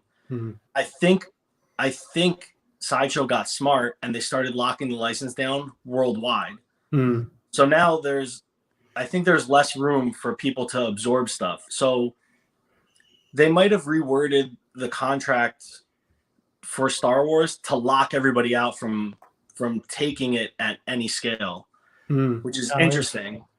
You know what I mean? Almost right, but XM could do it in Asia, right? XM they can do it in Asia, yeah. Southeast Asia, yeah. Yeah. Wow. Yeah. Yeah, and then the loop, I guess the loophole is, they have resellers that sell it, and then bring it over here. So thankful for resellers. So thankful. Yeah. That's such a great service they provide, huh? So, but so here's my question: If Prime 1 decided where are they located? Japan. What's the recourse for them if they didn't have the license and they decided to make something, right? Like, would that just be like it would kill everything? That would ruin their company. Yeah, their other licenses would be in jeopardy, right? Yeah, I think a lot of the reason why the custom market can still survive is because it stays low. Yeah. Okay. If I'm Disney and I'm trying to crack your skull because you're taking my license, it better be worth my money. It better be worth my lawyer's time. Right. If you're making 80,000, I'm not really. Oh, you're making millions? I'm coming after you, and I'm going to destroy you. So a lot of that is. Have you seen any custom makers get any do not stop what? Yeah. Yeah, I've heard about it. I've heard about it in the past. Mm-hmm. But as of lately, that kind of stuff, there's just too much of it out there. Okay. And it's impossible. I'm on the side of buying them. It's impossible to know all of them. Yeah. Oh yeah, for sure. Just the scene has exploded. Every week you guys do a DCX. It's new shit every week. And Thor has no problems putting up like a ton of pictures. It's crazy. Yeah. And that's why I was saying is that like custom, you gotta be picky with what you want because it can get crazy. You know what I'm saying? Like DJ, you don't do customs at all? I just don't do custom because I'm just kind of scared of the situation. I've seen some people like lose money on it. I mean, that's only very few. Yeah. Sure. Obviously, and I don't know. It's just like I feel like if I get into it, I'll be, it would just be like another black hole. Like like look at how many characters like a lot of these custom companies are making. Like, dude, like there's so many, you know, there's so many. There's so many, yeah. I mean, I just paid a statue cost for shipping, you know, like besides the statue. You know, just to ship something. For a custom? Yeah. Jeez. You know, so at that point you're like, whoa, I'm like $1,800 deep into this thing. It's crazy. You know, well, and the problem is at some point you can't stop. It's like, well, hold on. What's the quick? Was it painted? Yeah, painted. Oh, okay. Because sometimes you get paid that and it's not painted. You still gotta get it painted. Yeah. Tim, when you gonna get that? When are you gonna get that Wolverine painted? My painter's got to clear his line. He has like he like accepts things before he's ready to work on them, as most painters do. Like he'll be working on a project and have 3 people in line after that. So when I spoke to him when I got the piece, he said, "I'm not taking any more on. Yeah, I'm gonna finish my queue, and then I'm all yours, and I'm not taking anything until I'm done." So I'm like, I'm totally down with that. Steve, have you seen this piece that we're talking about? Have you seen this? The Samurai Wolverine. The Samurai Wolverine with the flowers behind him. With the what behind him? The flowers, the tree behind him. Yeah, I've seen it. Maybe it's so good. It's such a good sculpt, and I would be freaked out to buy an unpainted statue. I don't know. What? Bro, that's an open canvas, bro. Oh my god. Yeah, it is an open. Because then you got to find a guy to go paint it, and you know, that's what I'm saying. It sounds like it's gonna be painted in 2025 or something. Nah, bro. No. He's gonna start it by the end of this year. But that's the other thing too. You know, I'm not. I know tons of painters. I hang out with them and I'm friends with them and I see them at cons and stuff. So it's like I have a connection to them that benefits me being able to buy things that are unpainted. Right. Well, you guys have those connections. I'm totally with you. I'm like, forget that. You guys are kind of fortunate because you're on the coasts in big cities, and you have within driving distance. You have tons of resources. I'm in Colorado. There's nobody in Colorado. I mean, there's like no collectors in Colorado. I mean, I'm exaggerating, but I mean, I get it. There's no. Steve, that's because you collect everything, and you're the collector in Colorado. Yeah, that's all you need. You left nothing for other Coloradoans. How do you call them? PJ and I have had steak together. Yeah. You know, so I get it. Yeah, that's not a euphemism, right? But it's not. But what's cool? We had steak together. We fed each other meat. What's cool now, though, Steve, is people. It was pretty. It was a pretty good meet too. Right, Steve? You know people now. Like, you know Thor and you know Tim. And Thor is definitely opening up a new world for me, which is great. Like having somebody I can send something to get repaired. Oh, that's just like, wow, really? That's possible now? Well, you got painters close to you too out in LA. We know a guy that does outstanding work. So yes. Yeah, Taylor was mentioning that. Yeah, you have like one of the best painters out there by you. Lewis is incredible, man. There's a bunch of guys, but Lewis for sure. Lewis. Yeah, you should see his work, man. It's sick. And he fixed the statues too, right? It's him. Yeah, is it Mr. X in Colorado? He is. He's probably 45 minutes away from my house. That's why there's nobody else. I was thinking about Colorado pulling up to his house and saying, "Hi, how you doing?" Yeah, you and Mr. X have like tons of. Look, don't even try. Don't even try to put me in the same class as Mr. that X guy. is at a whole different level. He said today that he gets like 4 a week. 4 statues a week. I can't, man. I can't. But that's only possible because of customs, right? I mean, that can only be possible because of customs. Yeah. If it was only Sideshow, he would have bought 4 this month. You what? That? I think I'm getting 4 this month. Which is that a lot for you? Is that a lot? That's a lot for me. Yeah. I mean, that's a lot for any collector. The 4 a day. I usually average. I average like 8 or 10 a year. Okay. Yeah. Yeah. Depending on what it is, or. That's so different than the hot toy collectors side of things. You know what I'm saying? Like, it's very different, and I think that's one of the problems we have coming into statues from hot toys, especially recently, is like you get something and you're like, okay, well, what else is coming in? Like, what else can I get? And it's just not the same way. It's and not Matt, the same. you only collect Star Wars, right? A while back, I was collecting both Marvel and Star Wars, and dabbling in DC, and getting Asmus Lord of the Rings, right? And then some of the smaller ones, and it wasn't unusual to get 2-3 a week, right? And so switching to this, it's definitely weird trying to slow down. Yeah. And not getting something this week. Like what's going on? I need the fix. Yeah, for sure. Yeah, this is that piece. Oh wow, no, I don't think I've seen. Oh my I don't think gosh, I've seen this. I've seen this. I've seen. What was that other head? Was that an alternate head? That's an alternate head. Yeah. How many heads does it have? Five portraits. Yeah, that's crazy. Yeah, I've seen it in Tim's in person, and unpainted. It's breathtaking, man. And I can't wait to see what Tim has. But that's more than a head. He was shirtless on the first one. Yeah, it's got there's two torsos. He's got a tattoo. How do you not get two of these? How do you not get two? I mean, because they're expensive. And they sell out, they sell out. I'm sorry, Steve. It's more than a torso. It's an entire body. Yeah. So the funny thing about this one, right? When this went up for order, nobody even knew what it was. The guy just said, "I'm going to make something. You're going to love it. If you want in, send me 50 euros right now." Wow. Okay. So I was just like, "Fuck it." I love the artist. 50 euros, right? I love the group. Here it is. It's worth the gamble. And then, 2 months later, he showed us this, and I was like, "You're fucking kidding me!" Like, for me, it couldn't be a better piece. Yeah. Oh, it's incredible. And I mean, but I'm a Wolverine guy, so Tim, I'll say this though.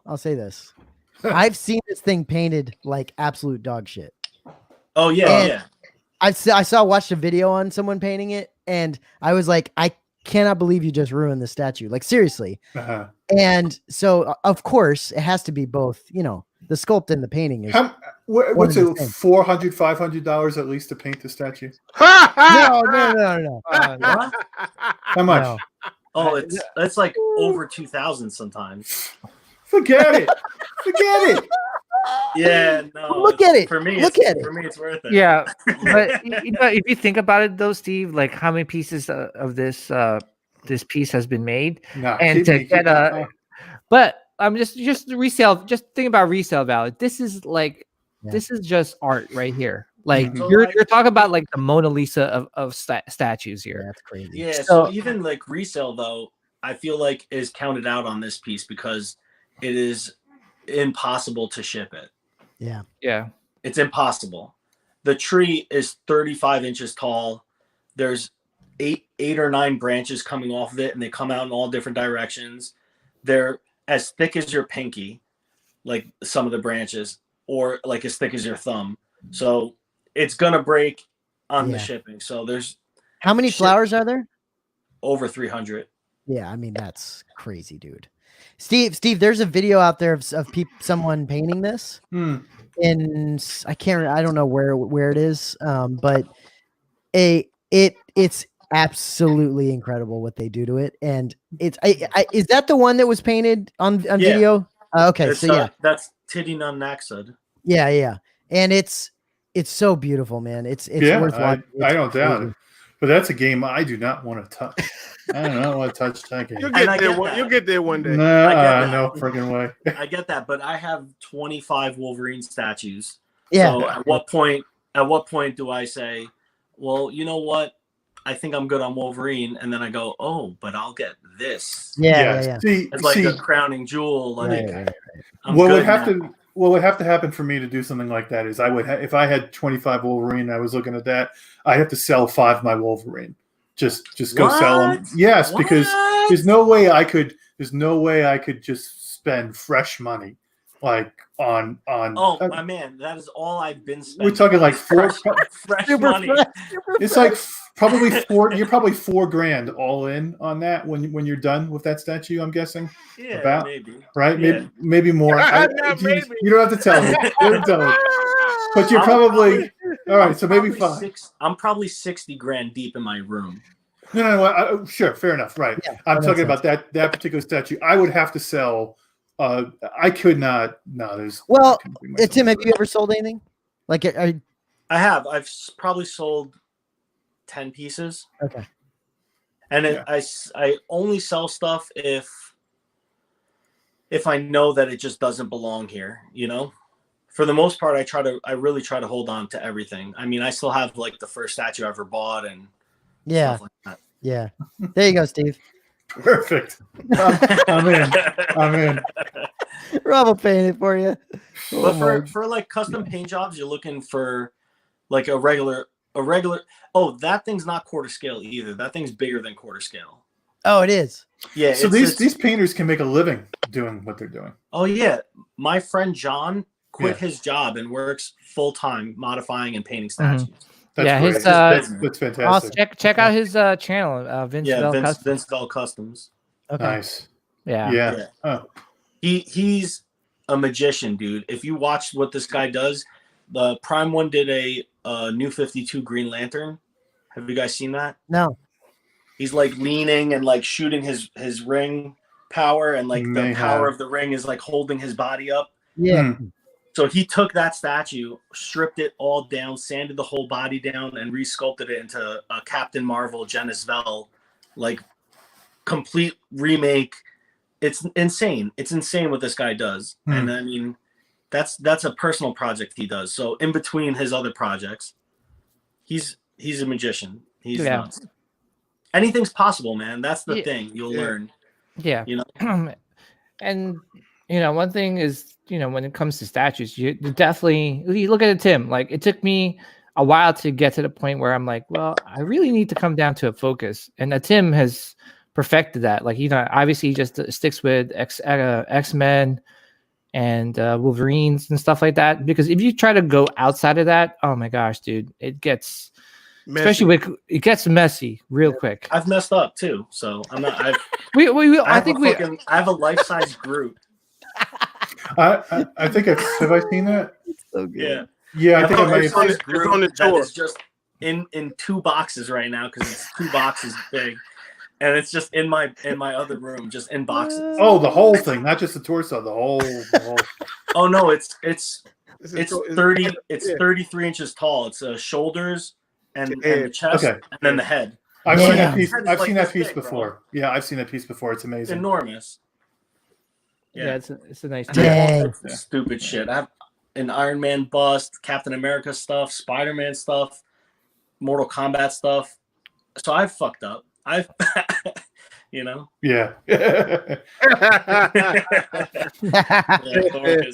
Yeah. Shout out to Kumar, man. He actually bought Asajj. He pre-ordered it. Really? Yeah. He posted on the group. He bought Vader. And he bought Vader as well. And he got Mythos Vader.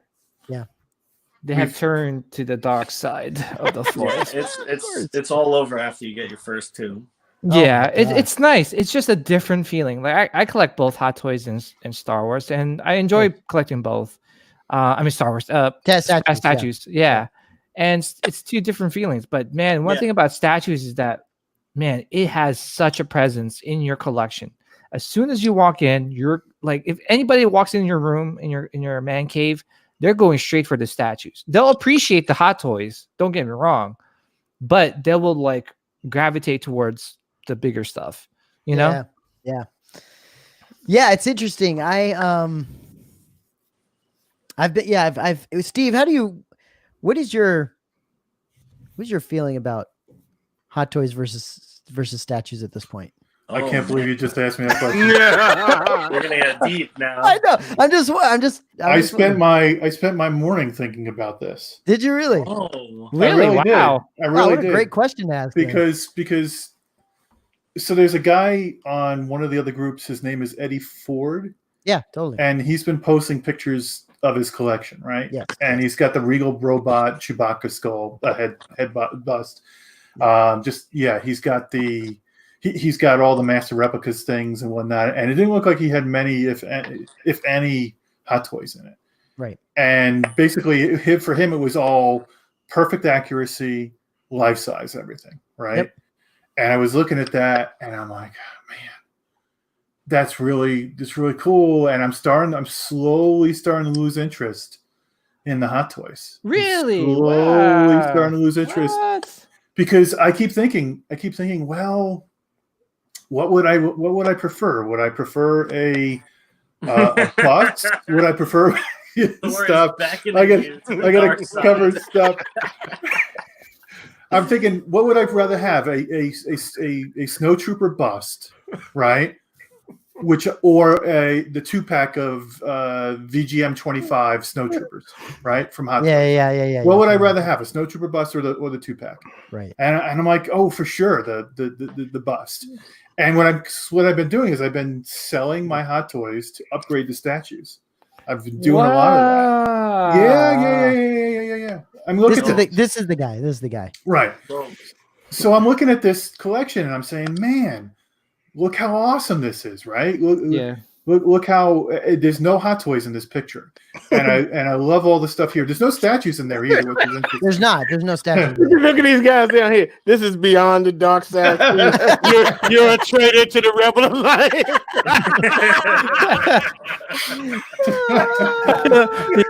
put up Leo's comment. Hey guys, we're not talking about stopping collecting. Like, Dave's not going to stop. If he sees something he likes, it's Hot Toys, he's going to buy it. But then I sit there.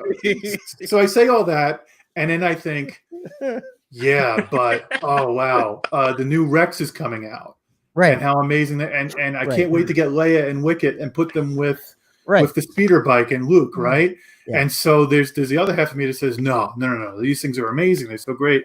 Right. So right now I'm being pulled in both directions. I'm one direction saying, get out of the Hot Toys game, focus on the higher end, right? Yeah. And then the other part of me saying, but look at all the one thing that all this cannot match, no matter how many props you buy and statues you buy and all that stuff, cannot match the variety and frequency at which Hot Toys come out.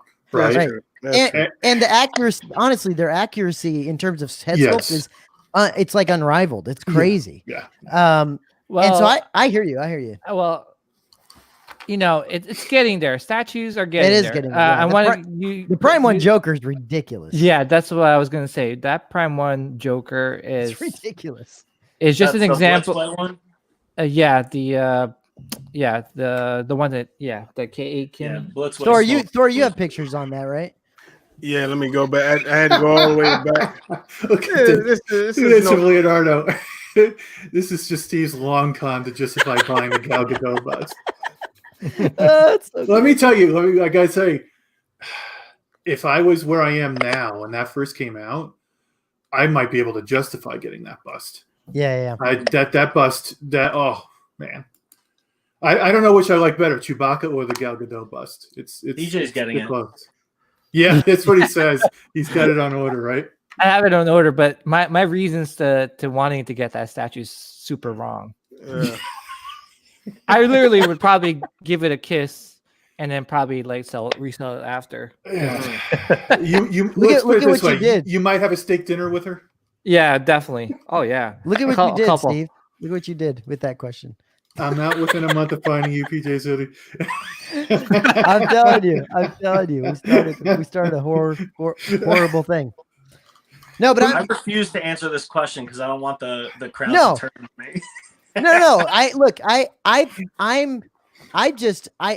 no matter what, whether people want to follow, keep subscribe to our channel or keep being on the Facebook group, I'm not going to lie to you. I'm not going to sit here and be a fake person here. Right. I honestly have been questioning this lately. Not that I want to get out of Hot Toys, because I don't. Right. But I find it interesting finding a new thing, getting into a new thing, and how that changes your perspective on your whole collection, right? Yeah, for sure. And that's all that I think, Steve, you're saying the same thing. It just changes the way you look at everything, and all of a sudden you're like, well, where do I want this to go? Right? Do I want to continue getting everything that's coming out of Hot Toys? Because I'm kind of with you, Steve, where I want to be more selective with Hot Toys. Not that I want to stop getting Hot Toys. I think Hot Toys stuff is amazing, but at the same time, I want to be more selective because I want to be able to have more of a variety in everything I get. And I just don't know. With me, I don't know if I will go down the like master replica side of things and like actually getting like real like hardcore high end stuff. I just don't know if I can go swing that side. Look at this. I mean, but when I look at this picture and I see that Vader bust and the Chewbacca bust, the Chewbacca is incredible, and all those helmets and the Boosh and then all the prop replicas, that is just. It's cool. It's just that's not where I don't want my collection to look like that. I want to have more variety in my collection personally, and so I like the Hot Toys and statues mixed in. And, the interesting thing about this is there's nothing newer than the original trilogy. Well, there is a Death Trooper, but I mean, there's very little other than the original trilogy, right. And you don't get like you wouldn't find a Shaak T here, right? No. Yeah, or Captain Rex or something. Which I love all that variety, and that's one of the things that the Hot Toys brings me is the ability to go and get that variety. Yeah, exactly. Well, it just comes down to is that as long as you have one focus, like if you just stick with Star Wars, then you're good. The thing is that not to collect too many of like one thing, like what I'm saying, like you can't just be like collecting a whole bunch of busts, statues, and Hot Toys because something's got to give. Because I mean, oh my god, this is great. It's basically. Someone ordered their first statue. His first statue is a less mainstream character custom. It looks crazy. Amazing. Oh, it looks great, but I just for a first statue, he really went deep. He really went deep into this. So sorry to cut you off, PJ. Keep going, go ahead. PJ. Gotta go balls to the wall. Yeah, it's one of those is that like because you can't collect everything. Like in terms of like you can't collect all the busts and still have room for whole bunch of statues and Hot Toys, right? So you just got to be selective in like what fits your collection the best. But that's PJ. That's why part of the reason why I'm considering divesting myself of the Hot Toys is because if I do, then I could potentially get all the busts, and go down that line. That's part of the rationale why I'm thinking about it. Yeah, but that's going to be really hard. That would be really hard to do. Yeah. Obviously, how your collection to be. You know it best, right? Yeah. So and that's why I use Tim as a great example because he like opened my eyes when I saw it. When it first came down to Tim's man cave, right? I was just like, wow, like he put a lot of thought into like displaying everything because like I always say is that like collecting is one thing, but displaying it is a different way of collecting, Yeah. So it all depends on how you want your collection room to look like. Exactly. It does. It's true, and that's the thing for me. Like, I especially looking forward and saying, how do I, now that I'm thinking about, okay, how do I want to, what kind of displays do I want in my room? I'm thinking to myself, in this room, I'm thinking, I don't want to get a bunch of 1/6 displays only because it's to me it's fairly limiting, right? Because I can't change it up, and so I'm glad I figured that out now, and so that I can kind of future proof some of that stuff because that would suck if I had a bunch of 6 scale stuff coming in and then you're like, well, what do I do at that point, right? One of the things that holds me back, Matt, is that I probably have 20 pre-orders. Yeah, exactly. It's like even if I wanted to, I couldn't get out for another 2 years. Yeah. Well, and honestly, your collection though, Steve, looks great with 6 scale stuff. Like, thanks. Yeah, it does with the hilts and the helmets. Not too much. Matt, I know. Because the head is getting bigger. I know. We'll slow down. We'll put the brakes on that. But that said, like, there's also things that you have to think about. Like, let's say you get a Rancor. It's like a 1/6 style size thing that can go with your Hot Toy. Yeah. So the what's the Tauntaun, same type of thing, right? So I think they just go so well together. Some of these things. You keep reminding, like when you say Tauntaun, Rancor, I want that dewback. Yeah, that dewback is amazing, dude. Sideshow. I wish I was collecting back then, man. I would gobbled up all the stuff. PJ, there's one up for $1,600 right now on. Oh my gosh, no! But can you believe that thing was like only $300 back in the day? $350. It's nuts. And guys, just so everyone understands, like, look, I know it's hard to hear when Steve talks like this, and I no, but I'm It's saying music to my ears. I know, but what I'm saying is we've come out of like we have a 1/6 like thing, right? This is what we do. But what I like is that I like that things are evolving, and I like having something. Every time I look at our like Rogue 1/6 page, it's new, it's brand new, so it's it is what it is. But like I like seeing helmet stuff. I love seeing statue stuff. I love seeing 1/6 stuff goes up. All this stuff can live together. Yeah, and it's awesome, especially if it's all Star Wars. You know what I mean? Oh, I love you, man. It's like we've known each other too long now, bro.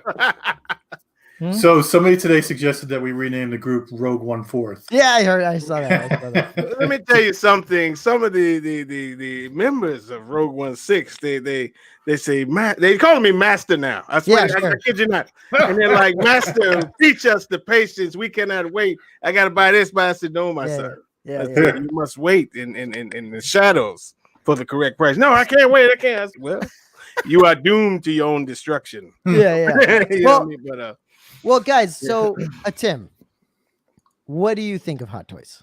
And be honest, because I don't look. None of these guys give a shit. Like they're not going to stop doing what they're doing. But what I mean, I don't like anything that has seams. Okay, and joints, like being able to see anything. Yeah, even if a statue has like a really bad seam, that's like something that I'm drawn to. Yeah. Okay, and in a bad way. Yeah. Well, it's tough, right? I've heard people call Hot Toys dolls, right? I've heard that many times, and that's hard to hear for all of us, that collect Hot Toys, because that it just kind of hurts. but at the same time, like I get it, but Hot Toys are just like if they're dolls, they're the most accurate dolls I've ever seen in my life, right? Like they are. They're incredible. I don't think that I have never had a problem with the quality of face sculpt or the cut and sew. Sure. I've always thought like the first Loki that they came out with, I questioned, ooh, this is really nice. Mm-hmm. I think when they're fully clothed, I'm more inclined to like want it. But yeah, if I can see the elbow joint, I'm just like my brain just immediately is like, I don't want that. Right. And Steve, what would you say the argument on the other side of things? Like, why do Hot Toys collectors try to avoid so much the statue side of things? For me, well, no, not for you. You collect both. I'm talking about no. But what I'm saying is, my resistance to statues for the longest time, was the lower resolution of the paint job. It was the lower accuracy of all the materials and whatnot. I also didn't like the fact that you couldn't pose them. Right. You couldn't come up with your own way to do it. Right. But what has changed for me is the poses that they one of these, and I know what Tim likes. Museum poses, but so a lot of these statues like that. Look at that XM Mall over. Sure. I mean, look, it looks unreal that XM Mall, right? You could never achieve that statue, that pose in a Hot Toy.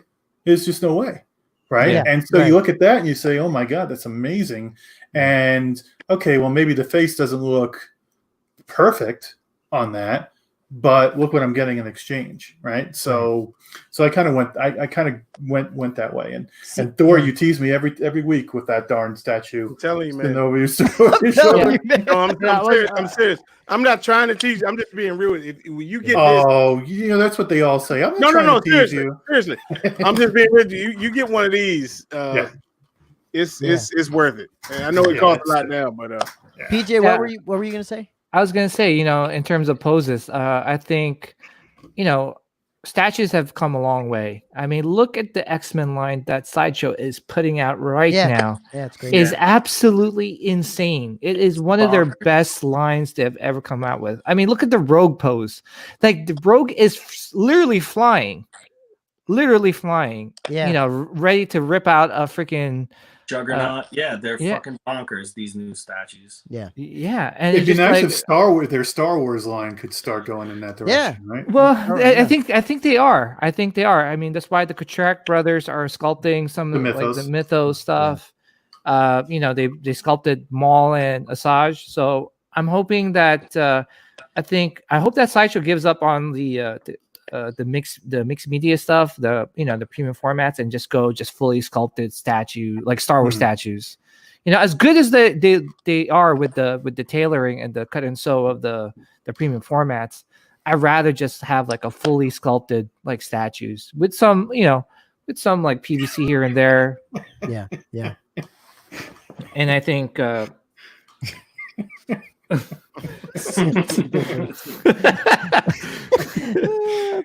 god, that's what I was laughing at, just in case you XM, he's talking about XM Studios. That XM, for me, that was an exciting development, seeing those XM statues.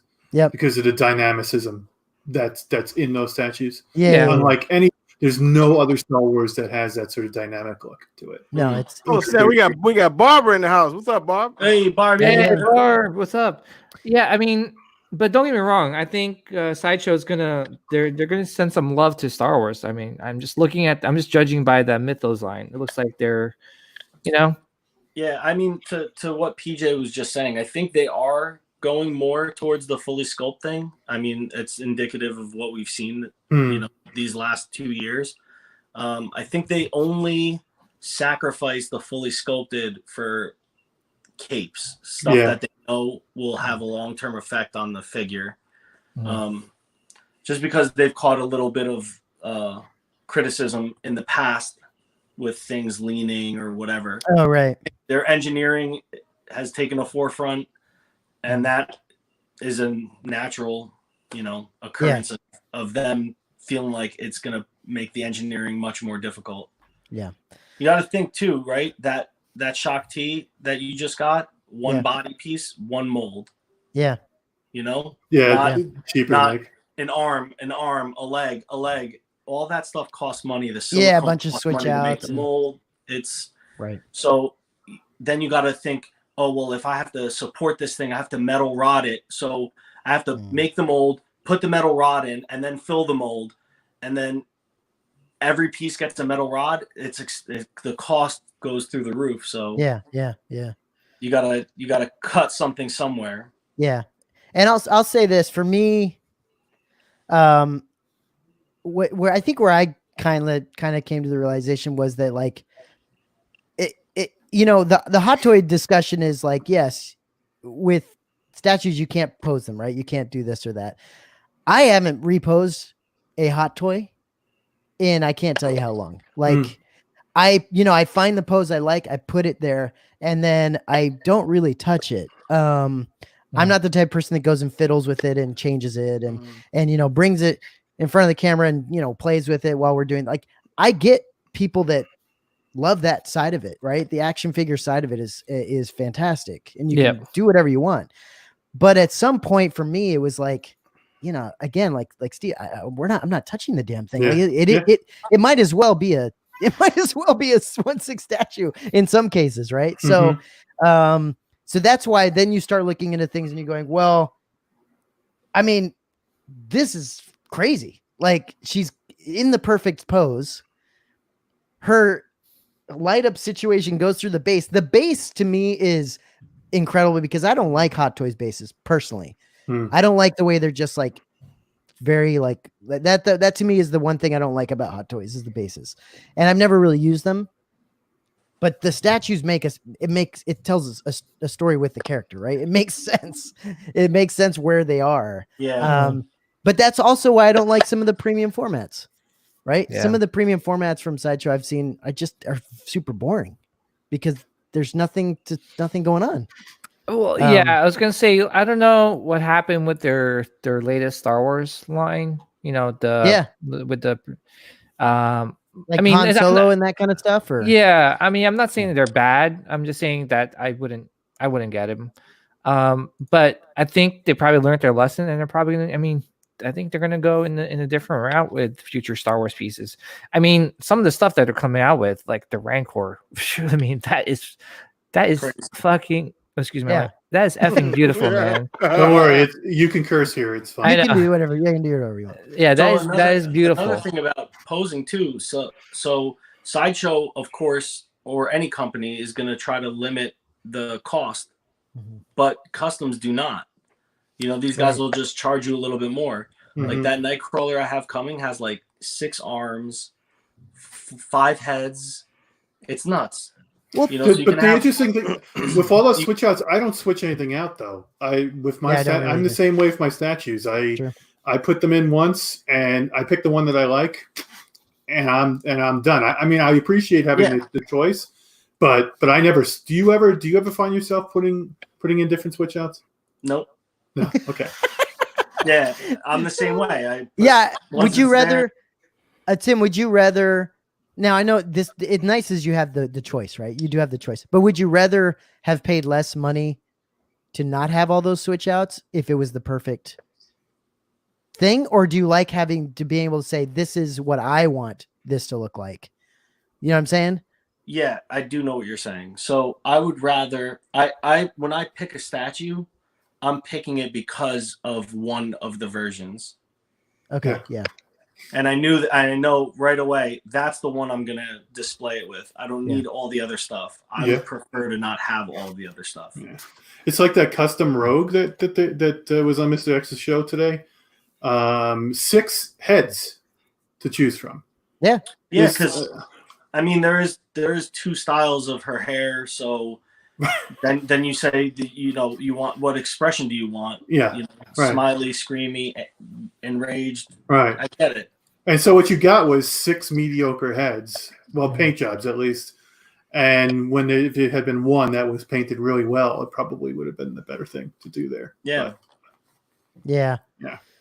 Yeah. I don't know. I mean, oh, go ahead. Sorry. No, I was going to say, you know, I have Wolverine statues galore, and having an extra head has helped me modify other pieces. Oh, really? Just put them in between the other ones? Well, I have to modify the statue to fit it. But once I do that, I mean, it totally I saved a piece, in my opinion. Like a piece that I bought, after a while, I'm like, man, I can't believe I fucking bought this thing. The portrait on this thing was so bad. And then here comes a new Wolverine. I'm like, wait a second. Oh, yeah, I'm modifying this. And now, done. That's cool. This Rogue, I modified this Rogue with the new premium formats head. Save that piece. My first, I think she was my first premium format was Rogue. Okay. Yeah. So that's, you know. Yeah, that is true though about the switch out stuff. Like Thor, you showed that picture last night of the Red Hood thing. That thing has so many switch outs. I couldn't believe it. Like it's got most of those look great. They do look really good. They do look really good. Yeah. But doesn't it have like an extra torso? I think it did. Okay, that's 2 versions of that one. It was like a regular with 1 torso, and you just get and you just get some of the heads, and then that's what happens with customs. A lot of times they'll sell a couple versions, and a lot of times with the custom guy, like the guy that did Revan, who's out for repair right now, but you know what I mean. Yeah. He actually takes input because, you know, like I told you the other day, he's gonna be making a statue that, you know, I gave him an idea, and now he's gonna make it. So a lot of times they take input as to what do you want to see in the statue. The custom guys do.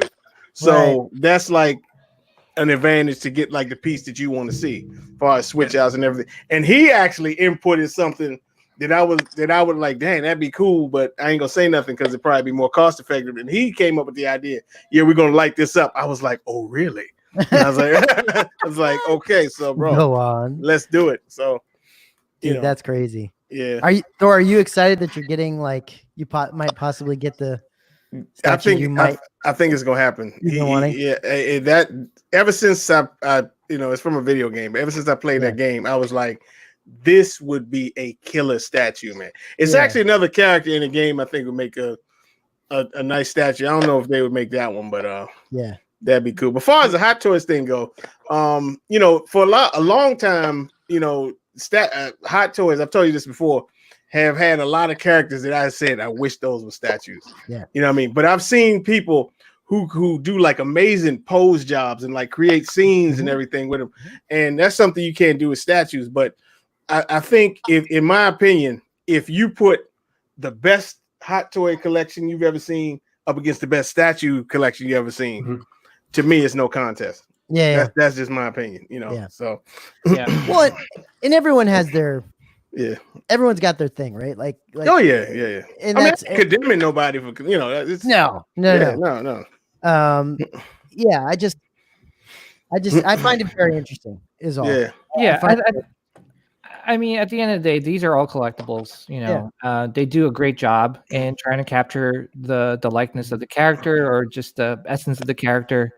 I think we just have to appreciate it in different ways. You know, I think just you know, the ignorance of say calling a hot toy, oh, it's a doll, is just okay. Well, to you it is, but to a lot of people, it's an artwork. You know, exactly. Well, look at that mud trooper that you just reviewed. It's freaking beautiful. Like that thing is ridiculous. Yeah, and People then call my statues dolls. Really? Yeah. Like my cousins would be like, "You still buying dolls, bro?" Yeah. I'm like, dolls? I could kill your family with one of these. I could fucking kill somebody in your family with one. Like, are you kidding me? Dolls. Yeah. Tim, what scale are those behind you on the shelf? These are quarter. Those are quarter. Yeah. Wow, you got a lot of quarter in one space. It's amazing. Oh, you have to check out his his spot's great. His collection, and it's nice. Yeah, and like I said, and then vice versa with statues too. You know, some people are like, oh, like they're just there. You know, like I don't know. But at the end of the day, it's like whatever makes you happy. You know, like Tim's got a whole bunch of like 1/4, 1/6 scale stuff. You know, and same with a lot of us. So it's whatever makes you happy. Scale stuff. Yeah, that I won't get rid of. Well, you even have 1/10, right? Like the Iron Studio stuff. And this has to be a part of the conversation as well. Price has to be a part of that conversation, right? Of course.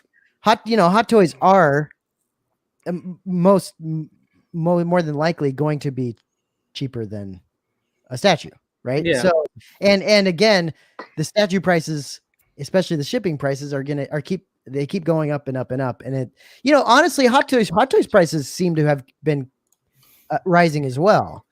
They've kind of evened out a little bit now, it seems, but we've seen that in hot toys as well. So it's, The only thing I'll say to that is, while I generally agree with that, for the cost of 2 hot toys, you can get yourself a Sideshow premium format. Right.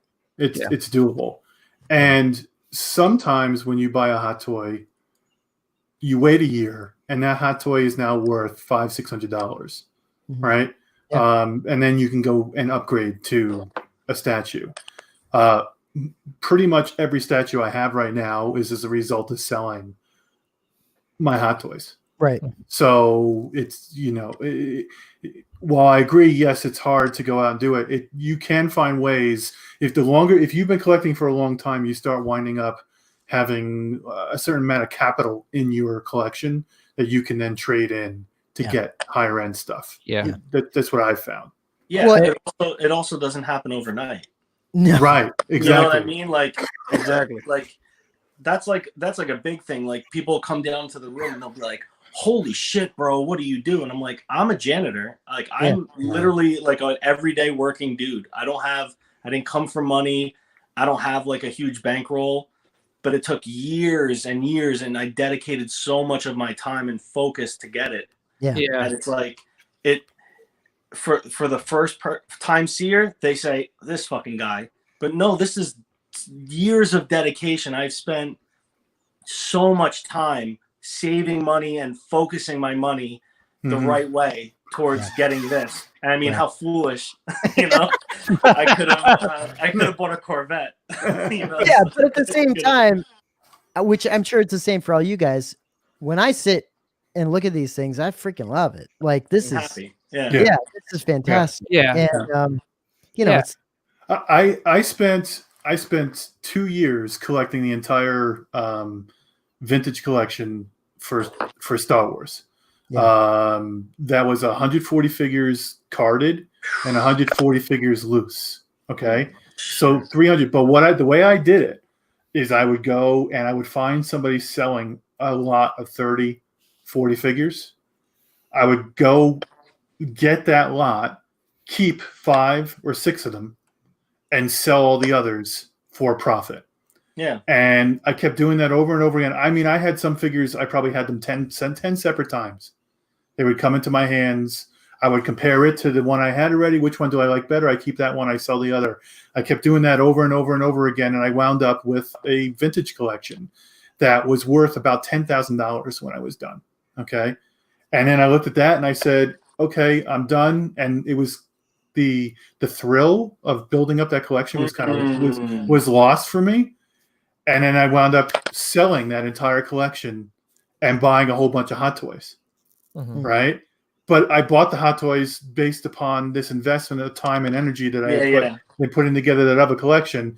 And then I got to the point where I was tired of the Hot Toys and I wound up buying statues with it. So the ultimate cost, I am not paying the full price for these statues. This is years now of energy and activity that I did early on that got me there. And I think you'll find a lot of people who have massive collections did something like that so that they could afford that massive collection. You know, it's not something you can just go out and buy. And Steve, this is like the 5th unboxing of a statue or whatever. And people might think that I just bought all these. I did. Right. I sold. I did sell not a lot of Hot Toys, but I sold some of my Hot Toys, and they were ones that I was okay getting rid of, but they were also ones that like went up in price, right? Like it was a good time to sell them. And so that's the thing for me. Like, you know, you look at certain things and you're like, well, and I've taken that from, I think you, Steve, and where, you can upgrade to something different. And a statue might not be an upgrade for somebody else. I'm saying for me it is, but it's not for everybody. Right. Yeah. So, that's a good point. I just like the idea. I personally like the idea of having a group of people that appreciate both. Appreciate what everyone wants. Like it doesn't matter. It shouldn't matter. It shouldn't matter. It's your collection. It's what makes you happy. Right. An outside force telling you that collection is horrible is just an outside force. You know. Right. It doesn't influence. I mean, right now I'm talking to 3.5 Star Wars guys. You know what I mean? 3.5. Well, PJ's an X-Men guy. Yeah. There's a common ground that I think all of us can meet on and have like a really nice conversation. We share something, and it's this whole thing, whatever it is. It doesn't matter if it's a Hot Toy, if it's a Star Wars thing, if it's a great thing. You know. Yeah, and I'll watch reviews of X-Men statues, and they're incredible, right? Like, I find it. It's art, right? It's all different types of art that people like. It's super interesting to watch, and I like it all, man. I like seeing all that stuff. And that said, most of us, maybe not all of us, I'm a Marvel fan. I like Marvel. I like Star Wars. Yeah, exactly. It's just not the thing you want to put your time and effort in and money. Yeah, it's not the thing that defines me. Exactly. Yeah. But you can appreciate it. And that's I watched the movie a couple days ago. Exactly. That's how I think most everyone. Hey, PJ, what percentage of what do you say your percentage of your collection is Star Wars to X-Men? It's mostly Star Wars. Yeah, I would say 60-40. God damn it! So I'm talking to 3 and 6. PJ, we never see any of your X-Men stuff. When do you? I've never seen anything X-Men from you. He's in the closet, sir. He's got some pieces. Yeah, a bunch of pieces. Actually, I'm actually. I was actually just thinking about it this morning. It's like how, like, you know, when I got Colossus in, I'm like the team is forming up. Like, you know, I'm like, wow. And then Cyclops is coming next week, and I'm just like so happy that like I have something like that is like gonna be completed. Because the one thing about Star Wars too is like there's no team. There's no team in Star. It's just like a whole bunch of light side and dark side stuff, right? Yeah. There's like, but for X-Men, it's just the X-Men, right? Yeah, And I'm slowly getting there. I'm getting to the point where there's going to be a couple pieces that I might need to go the fan art or the custom route just to pick up if they don't make it. Oh, really? If they don't make it, to fill the gaps. Like I'm hoping that Sideshow makes a Beast and a Storm at some point. Right. So stuff like that. But in the most part, I'm sorry. Is needed. Yeah. And DJ, do you tend to lean towards? Would you lean towards if Sideshow and XM made a Beast? Oh, without a doubt, I'm gonna Sideshow without a doubt. Okay, you go for Sideshow. Yeah, and the reason why is that they have like the best sculptors.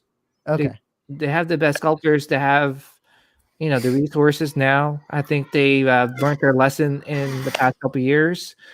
And some of their pieces, man, if Tim broke it down to you, like with the sculpt and the anatomy, you would just appreciate it in a whole different level, man.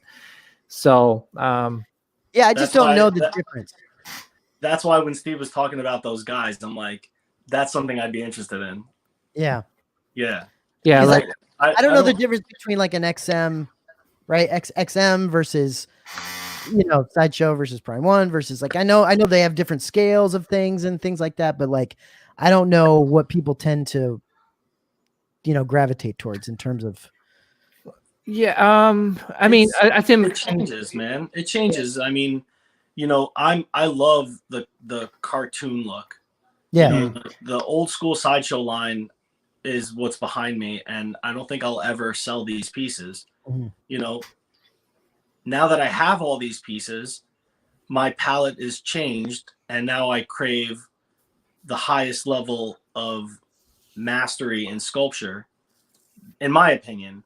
And I start looking at different things that don't exist on some statues. Yeah. Body parts that are not sculpted appropriately or stuff like that. And I start noticing that, and I've become so fine-tuned at it that I can look at something and instantly just not like it or like it. Yeah. And it just happens that Sideshow just seems to always be the winner for me. Interesting. Yeah. It's been a long road to get to like where I'm at. But it's like a guy who drinks wine and they fucking go, oh yeah, there's like a high-end body, and I'm like, what the fuck is this guy talking about? So, that's kind of where it's become to me, Right.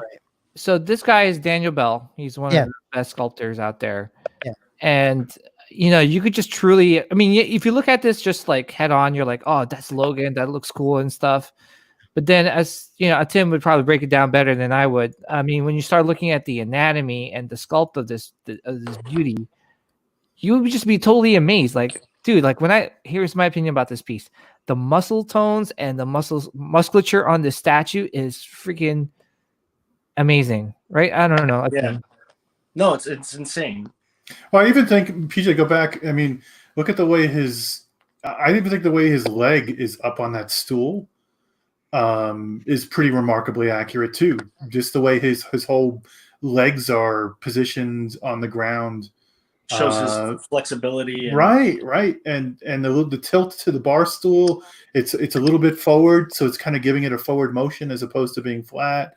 I mean, there's a lot to that. The dog tag is magnetic to the shirt, so it makes it look like it's blowing. Like right, exactly. That's cool. That's cool. So there are subtle things in that sculpt that I agree. They are pretty impressive. What would you guys say, other than sculpt wise, would you guys say is some advancements that have happened in statues? Paint job, engineering and paint job. Yep. Yeah. Okay. Just like by engineering, you mean like how the statue is like. You would have never seen anything like this back in 2012. Never. Yeah. Let's look at this engineering right here. I mean, you would never see this like 2 or 3 years ago. This is Sideshow? Yeah. Where he's literally, it looks like he's jumping over a Surtur, right? Yeah, why can't we get a star? I mean, why can't Star Wars be like this, man? That's what I'm saying is that it's right here, homie. Well, yes. And Boba Fett, you got Boba Fett. Yes, exactly. Yes, I agree. But I'm saying, I'm talking about Sideshow. Why Sideshow's premium format Star Wars are so there, you know? Yeah. Well, we're getting there. Like I said, with the Mythos line, I mean, if you look at the Mythos line, those are amazing. Yeah, but look at Chewbacca. Chewbacca looks like a giant piece of poop with hair on it. Like it's really bad. Like really bad. So what happened? Like, are they just not putting those like good sculptors on those pieces? I don't know. I don't know either. Oh, the Rogue is sold out already? Damn. But here's another piece that's done by Sideshow. And I mean, just look at the so PJ, when I saw this, I wanted to buy it when I first saw this come out. Even though I am not an X-Men person or anything like that. I saw this statue. I was so tempted to go get this. Yeah. Just because of how amazing it is. Yeah. But look at I'm living in a nightmare because I don't have it. Do you not have it? You don't have this? No, I'm living in a nightmare.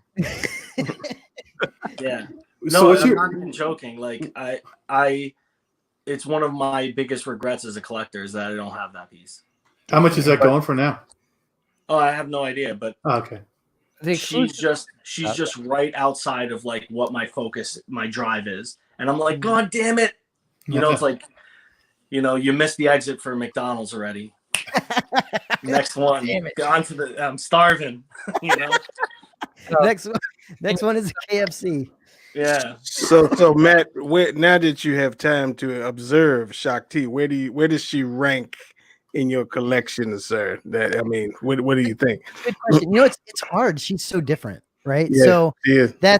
that's tough. The lightsaber's crazy. Like I told you. You can literally see the glow on her thigh from That's how bright it is. Yeah. It's pretty nuts, man. I really like the sculpt of the face is absolutely crazy. Amazing. And I like the color. I love all the bandages and stuff. I think it's really, really clear. Gives it a lot of character. Yeah. And so I don't know. I mean, it's tough because those Mythos statues are so different. It's all super different. I'll say this. I'm starting to feel like I like that quarter scale size a lot. I do like that. It's really cool. One thing I like about that piece is her tiger stripes are embossed on the body. So it's like, So it's not just paint. It is. Yep. It's like grooves that are embedded into the skin. They're sculpted. Yeah, they're sculpted in there. Yeah. Just like Talons is like that too. But this is definitely better than Talon. I think so. I really like it. And Steve, you said the exact same thing that I said. When you was like, I probably won't get Talon again. I said if I had to do it over again, I wouldn't pay that money that I paid to get Talon. I mean, because she's nice, but she's not worth that. You know what I mean? Yeah. Yeah. Hey, just to change the topic just a little bit, with Mythos Vader, it's already on its way back to the seller. But does your Mythos Vader look directly at the helmet, or does he look off? It's a little off. It is a little. Yeah. He's looking like just a little bit off here, right? Yep. Yeah. Wow.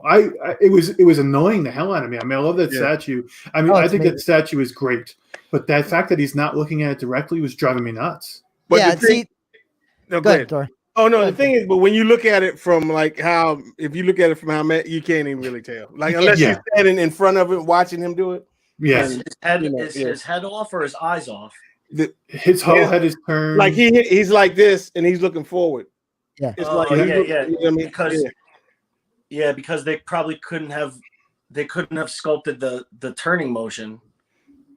You know what I mean? Like, because the collarbone moves with it. Sure, but I suppose they could have changed the angle of the arm a little bit. They could have moved the arm a little bit left or right to line it up with his eyes, with his head. That piece, actually, they had to do an adjustment because the power hand, when he does like this, some of them in the beginning came out where it was crossing the chest like that. Yeah. And so, like, the second batch, they came out where it was like that. You know, I didn't know that. Okay. So if some people have, I don't know about you, like one day if you just say I had nothing to do, take out that fist and see if you got one that goes across the body or one that does like this.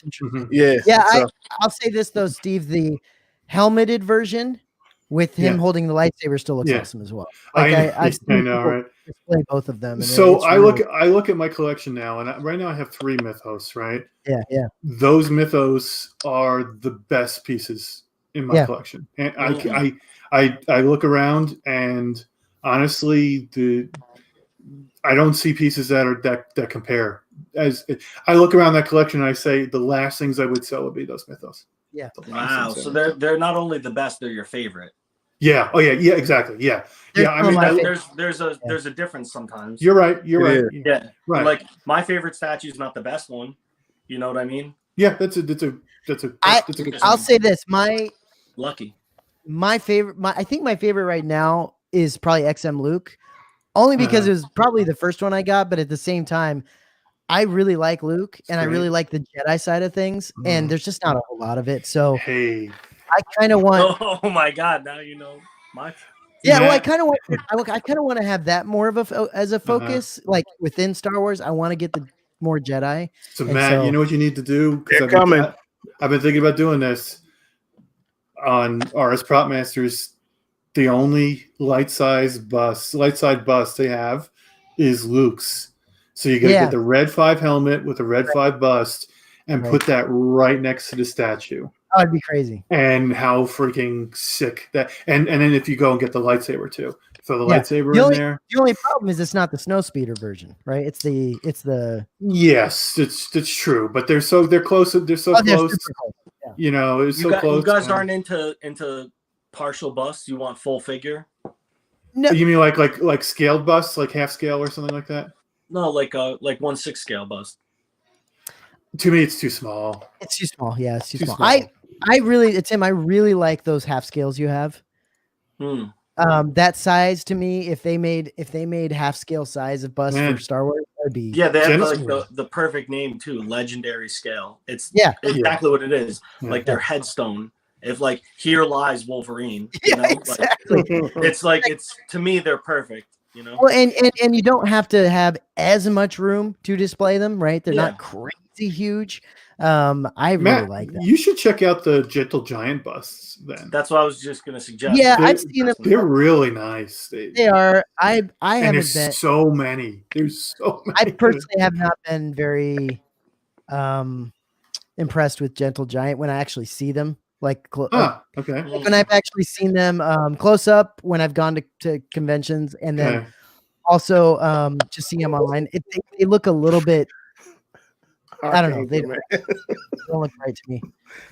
You know, like another thing, we don't consider. Another thing we don't consider is like, I know you guys want Star Wars pieces. It might be extremely difficult for a sideshow to get approval on stuff. Yeah. Oh yeah. I'm sure it might be such a nightmare for them that they're just like, you know what, dude, don't even do it. We're already doing well in these other markets. Just make one piece a year. It might be difficult for them to get the thumbs up. That's what the XM guys said when I talked to them in New York. They were like, it's really hard to get them to approve something. So yeah. Well, I was gonna say now with the whole this Order 69 happening, with Disney losing a lot of money each month now with just in money in general because of this thing going on. Do you think they'll probably be a little bit more lenient with their approvals of licensing because they gotta sell stuff? That could be a side effect of this. Because this, from what I heard, they really want to have merchandise to sell, and that's why I was telling I think Matt and Thor before in our Sithcast group is that the last trilogy didn't really sell a lot of merch compared to the Mandalorian. The Mandalorian is selling more stuff compared to all the 3 movies altogether. Yeah, the Mandalorian is killer. So that's why they're like really wanna, head in that It's direction. You would question though. So if what you're saying is true, and they are possibly having a hard time, getting approval for things, I'm surprised that they're able to do the Mythos line still, right? Because those things might get easier approval then. Right, but I just don't understand, right? That's not what the character actually looks like. But maybe because of that, that's why it's approved, because it's so far off, right? Yeah, maybe, but I don't know.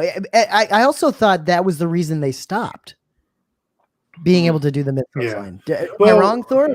I don't. Yeah, you're right. That was one of the first things that got shut down, and literally out of the blue, it just came out of the blue. We all thought Sideshow didn't have a license anymore, and everything. And one day, here comes the Side. Well, I think you know what it is too, because Disney was shutting down like a lot of the expanded universe stuff that didn't really coincide with their storyline, right? It's lived 1,000 years. That is true. And I think now, with a whole bunch of stuff being approved by, like, in terms of shows like Rebels and what is that called? Clone Wars coming back. So that's probably a possibility that they brought the Mythos line back again, Yeah.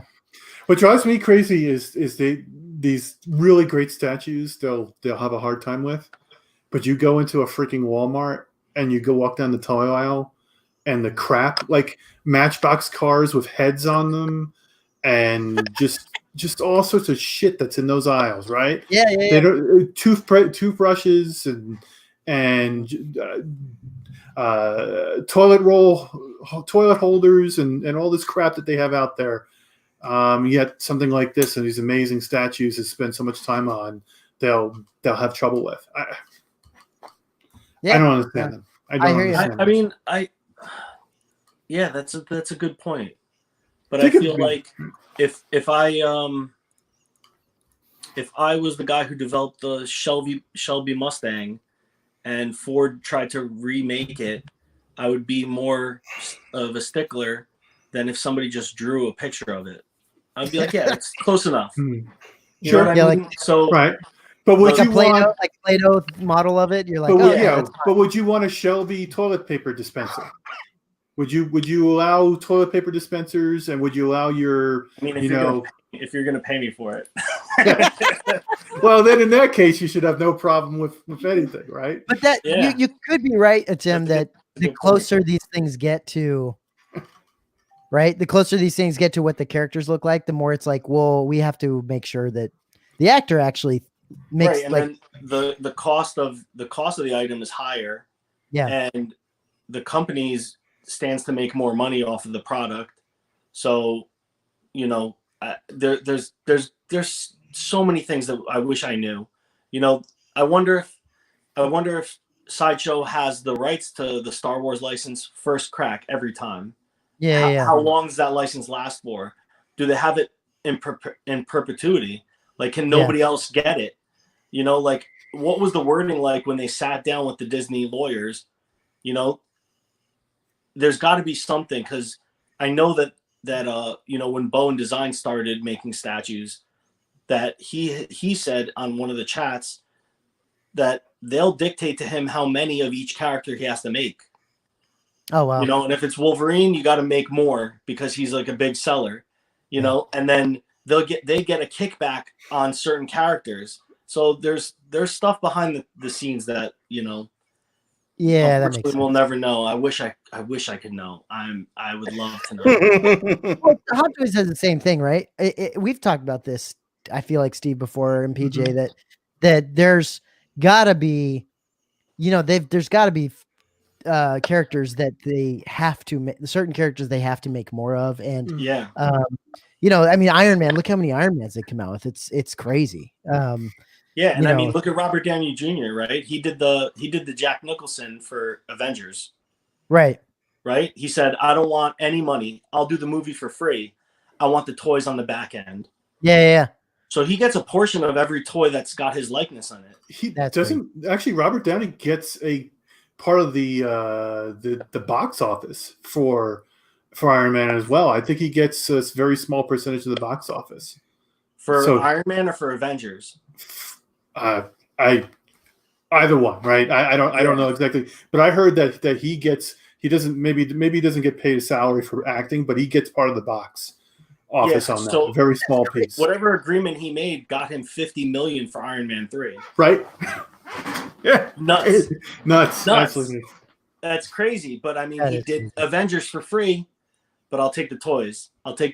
Anything that has my face on it for forever, you know. And then there's sometimes where a figure will come out and you're like, man, the face looks kind of off. Her nose looks too big or too long. Well, they probably didn't get the license for that person's likeness. So they have to modify the face a little bit to not have to pay that person. There's stuff, man. There's so much shit that we just don't know that, man, I would love to be in the room. Oh, yeah, for sure. Thor, there's a question out there. Who's going to go in that space behind you? Oh, that's Revan is just out. You know, when I first got it, the cord was stuck inside the body, so the doctor's getting the cord out. That's all. But you got a nihilist coming, don't you? Yeah, nihilist is going underneath him. Okay. Yeah. So I just for the second I just put the mask right there. You know, that's a cool mask. That nihilist looks awesome, dude. I can't wait. I'm really excited for that. But it's hard because it's taking 6 weeks to get in, you know. So many Sith, it's crazy. Yeah, and that's when it's finally complete. I think it's gonna be killer. I just want to light all the red sabers up together and just gaze upon the greatness of let it shower upon you. Oh yes, I freaking love it, dude. I freaking love it. Yeah. Tim, did you get that ceiling thing to work? No. I haven't been back down here since. Oh man, that's crazy. Yeah, How often do you go down there? I used to come down here much more often, but you know, now that I got this little one, I'm spending much more time. Yeah, that makes sense. Sharing the parenting duties. That makes sense. How old's your kid? She's like a year and a month. Does she like any of this stuff? Obviously you can't. She doesn't know what it is, but she comes downstairs and you know, like when you can see the clockwork in them. Yeah. She's like. Yeah, totally. Yeah, and she doesn't stop the whole time she's down here, and she just like waves to them, like she thinks, yeah. But I can tell that she's like, "This is a cool room. This is interesting. Something's happening down here." It's like, yeah, your daddy's so crazy. Cool. Yeah, time to put the lock on the door. Yeah, I have to get a fingerprint lock. Oh hell yeah! I was fortunate. I started collecting after my kids were big enough to know that they're not to touch anything. Steve, do your kids like your collection? Yeah, I guess. But they don't go down and stare at it or anything like that. Yeah. You know, so one of my boys is really into Star Wars, and he's older though, so he's not too. My younger boy is into Star Trek and collects some Star Trek ships and whatnot. Yeah. Yeah.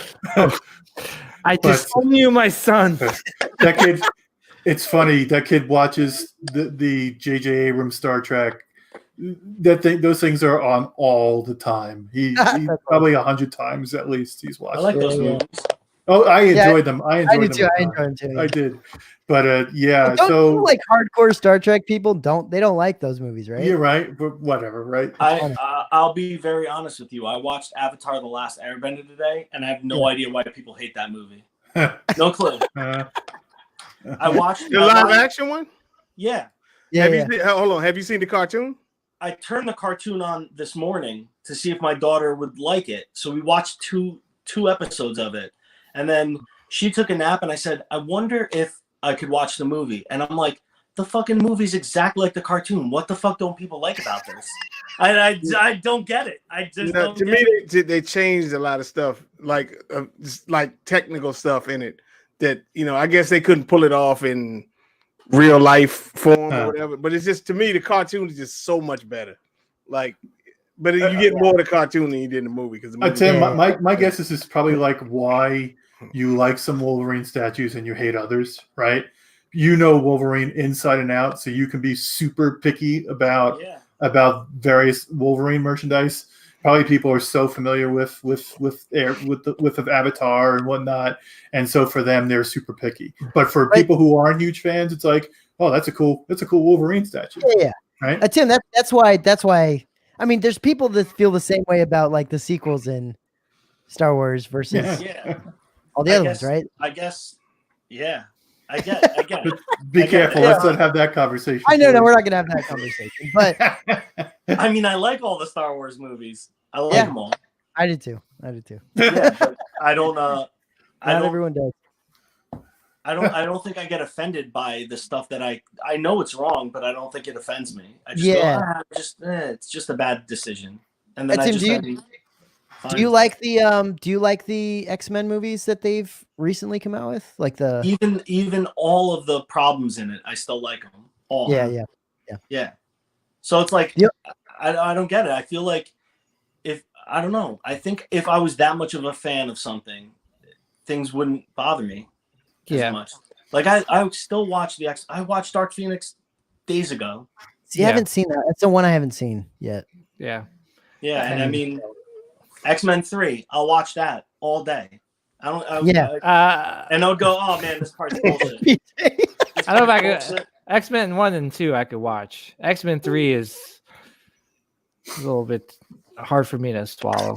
I guess I get it. I get the issues with it. I don't want to get into the sure. Yeah. Well, I was like, gonna say I take solace in the moments that are right, and I go, man, Angel jumps out of a freaking building and flies away in front of everybody, and I like that's what I like about it. It's like sure, there's problems, but like there's moments like that where I'm like, that's beautiful. Like that's exactly what I'm looking for. You know? Well, see, here's my question: is that like once Marvel does their take on X-Men, like how are these movies going to sit after those movies? I'm still going to watch them, but I hope that they crush these movies. Yeah, no, but I'm saying they will. I mean, they will crush these movies. Oh my but like, God, how's man. like because it's one of those things. Also, like that's how I feel with Star Wars, right? Like, with that's an interesting point. With Lucas, like it was like accurate. It's even though some movies like Episode 2, a lot of people were disliked. I still liked them and took bits and pieces, like you did with Angel, and still enjoyed the movie. But this is what I get for bringing up Star Trek. We're getting deeper and deeper into this conversation. And then we're going to turn into Sithcast and then after. It's going to turn into Sithcast. We'll just edit it, PJ. We'll just cut it and edit it into Sithcast. Go. I didn't mean to cut you off, PJ. Go ahead. No. I think that was it. That was the point I was just trying to make. No, it's a great point. Yeah, I mean, that's why I see that, like with the Star Trek stuff. Like I enjoyed those movies, like. And I know there was a lot of Trekkies that really didn't like the J.J. Abrams take on it, and I see their point, But to me, I enjoyed it, and Yeah. I don't think this is gonna happen. They're going to make Hot Toys. Hot Toys will make the X-Men line. They're gonna go nuts with it. Are they? Oh, 100%. When they come out with it. Yeah, when they come out with the live action, they will make X-Men Hot Toys 100%. Man, every time you say 100%, you remind me of some popular YouTube figure reviewer there, Matt. Oh, sorry. You know who I'm talking about? I think that's probably No, but I do think they will. Don't you think? I mean, it's gonna happen. Oh yeah, this is where Marvel makes a killing. There's a possibility. Dude, they're gonna look amazing. When Tim will be in heaven once, like they release all the X-Men movies. Are you kidding me? All the merch they're gonna come out with. Are you kidding me? I mean, they already have a lot of like X-Men merch, but now they will have tons more. Thank God. Do we know how they're gonna introduce them? No. From what I heard, the Eternals are gonna introduce them. Oh, okay. I don't know. I mean, I'm hearing Storm will be in Black Panther and Scarlet Witch and Vision on their show are gonna, open that up, and then the Doctor Strange movie is gonna open doors to it, and Honestly, man, I almost feel like they should just like scrap everything and start all over again. Tim, they haven't they have not screwed it up at all. The last 20 movies, Correct. they've done a wonderful job, right? Yeah. So in Feige we trust. I think of all the characters he introduced. Yeah. And what he did, in all those movies, and not 100% perfect, but as damn perfect as any human being could get with that. Yeah, so, and I know that they're gonna kill the action. I know that that's gonna happen. The X-Men to me have this very unique tone, and I just hope that they're able to slow the story down enough for them to hit that tone. Because they're not as much of a popcorn group as the Avengers are. The Avengers is a popcorn movie. Like you just sitting there and just watching them kill. Yeah, it took the 20 movies for us to care about the characters. I feel like the X-Men is a little bit more family type of thing, and yeah, that might need an intelligent storytelling. I think. I mean, who knows? Maybe they're just gonna say, forget what that guy wants. Let's just make Wolverine stab a bunch of people. No, I think these guys are fans enough about the franchise that they know what the franchise is about and how to handle it the right way. When Winter Soldier came out, I got lucky enough to get invited to like a very black tie premiere, and I got even more lucky to talk to the Russo brothers. Oh wow! Yeah, very cool. It was awesome. So a lot of times you meet people that you kind of idolize or you find remarkable. You don't want to meet your heroes, dude. They were so freaking cool, and it was great to just nerd out with them a little bit. And I asked them this is Winter Soldier time, and they were like, we want to work on Wolverine, and I was like, dude, that immediately got me excited for whatever possibilities Disney can come up with. Yeah. To have those guys have their hands in it, I'd be more than happy to see what they do. So I've never had this conversation with you or heard what you thought. What did you think of Logan? Logan was a great film. Logan was a great film deep for the sigh. actor. Logan was a great film for the actor. It was a great film for him. But I don't know that it was a great film for the character. Okay. But wouldn't you say, I mean, all that stuff is just going to go away, right? It's not like any of that stuff matters for what's coming for X-Men, right? Yeah, I'm sure they're going to say, all that stuff that you guys know, that was a different dimension, and we're now in this one. Yeah. Where the X-Men have always existed, and we're like, okay, let's just go from here. Okay. I like awesome. That. Yeah, Wolverine is tall in this world. Steve, is there any chance you will start collecting any other line? Anything else down the line here? Lord of the Rings. Oh, right. But you already do some of that though. I'm just talking about No, I don't think so. Hey Steve, can you speak in Elvish by any chance? I was just gonna say, you're in my mind. I tried to learn it for a little bit. I think that the Star Wars original trilogy and the Lord of the Rings trilogy are the two greatest trilogies ever made, and that's why I enjoy their stuff so much. That's awesome. Yeah, I can watch any of them all day, every day. You're still getting that Sauron, right? The Prime one. Yeah. Oh boy, I can't wait. It comes with. Wait a minute, Steve. You do know they had some Lord of the Rings premium formats. They were pretty freaking sick too, right? Yeah, a while ago. I think I mentioned this a couple of weeks ago. I've looked at a lot of the existing Lord of the Rings stuff and generally been unimpressed. Really? Yeah, there's something about them I just can't quite. And maybe the price tag also helps with that. That's a fact, right? Because it's hard. I can't imagine going back and trying to get those. But when I mentioned this to Tim last time. When I can get into a line from the beginning and it's the first one in the line, and I know there's going to be a whole bunch more. I prefer to do that than to have to go back and try to get all the old stuff, right? Yeah. So the Mythos is straightforward. There's 5 of them. I can go out and get those, right? No problem. But if with the existing Weta stuff and the existing Sideshow stuff, it is so impossible to go and get all those that when I saw the Sauron come out and it was the first one of the line, and how huge it is, and let me tell you, It's so big. I've already started preparing my wife for the arrival of this statue. You know, I just little comments here and there about, oh wow, yeah, there's a statue. It's so huge. I'm probably going to get it. You know, I just kind of meant just trying to get her used to the idea. I had to do that with the Falcon cockpit. I had to do the same thing.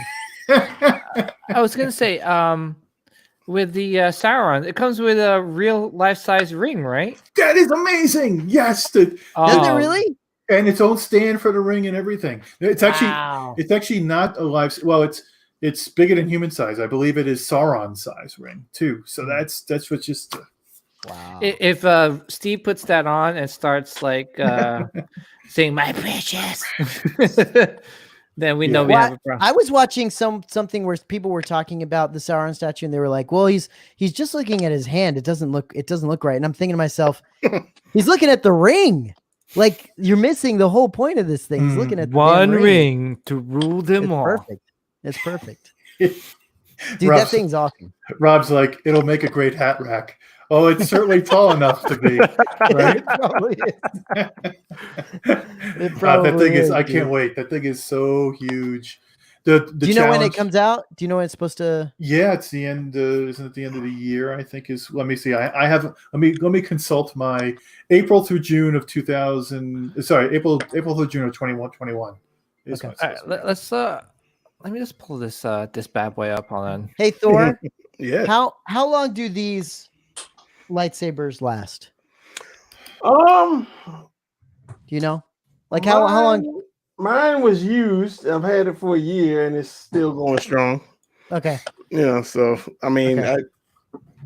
I had I had Talons redone. It worked, but it was the old technology, so it didn't look too good. Actually, Matt, it lasts about an hour and you're just about up. So you better shut that bad boy off. Exactly. But if it does go out, we can point you to the doctor who can fix it. So. Yeah, okay. He's looking at the ring. He's looking at the ring. Yeah. Oh my gosh, that thing is huge. Dude, is that a sculpted cape? Is that a sculpted cape? No, I don't know. It might be. I'm trying to remember. Oh my gosh, this thing is huge. It's so big. It's so big. Oh wow, that's sick. Steve. How could you say no to this? And I can, but I hear you. I hear you. I could too. For me, and the being first in the line is so exciting for me because that's now really there'll cool. be more, and I'll be able to have them all matching, and they'll all go well. Yeah, so. Yeah, and then I can't believe you can actually get a ring, an actual 5.3 centimeter die-cast ring. Wow. That's 2 inches, 5.3 centimeters. That's a big ass ring. It's bigger than you can wear. Yeah, because it's meant to fit Sauron. Jeez. Or something else. You can just pop that thing off. And...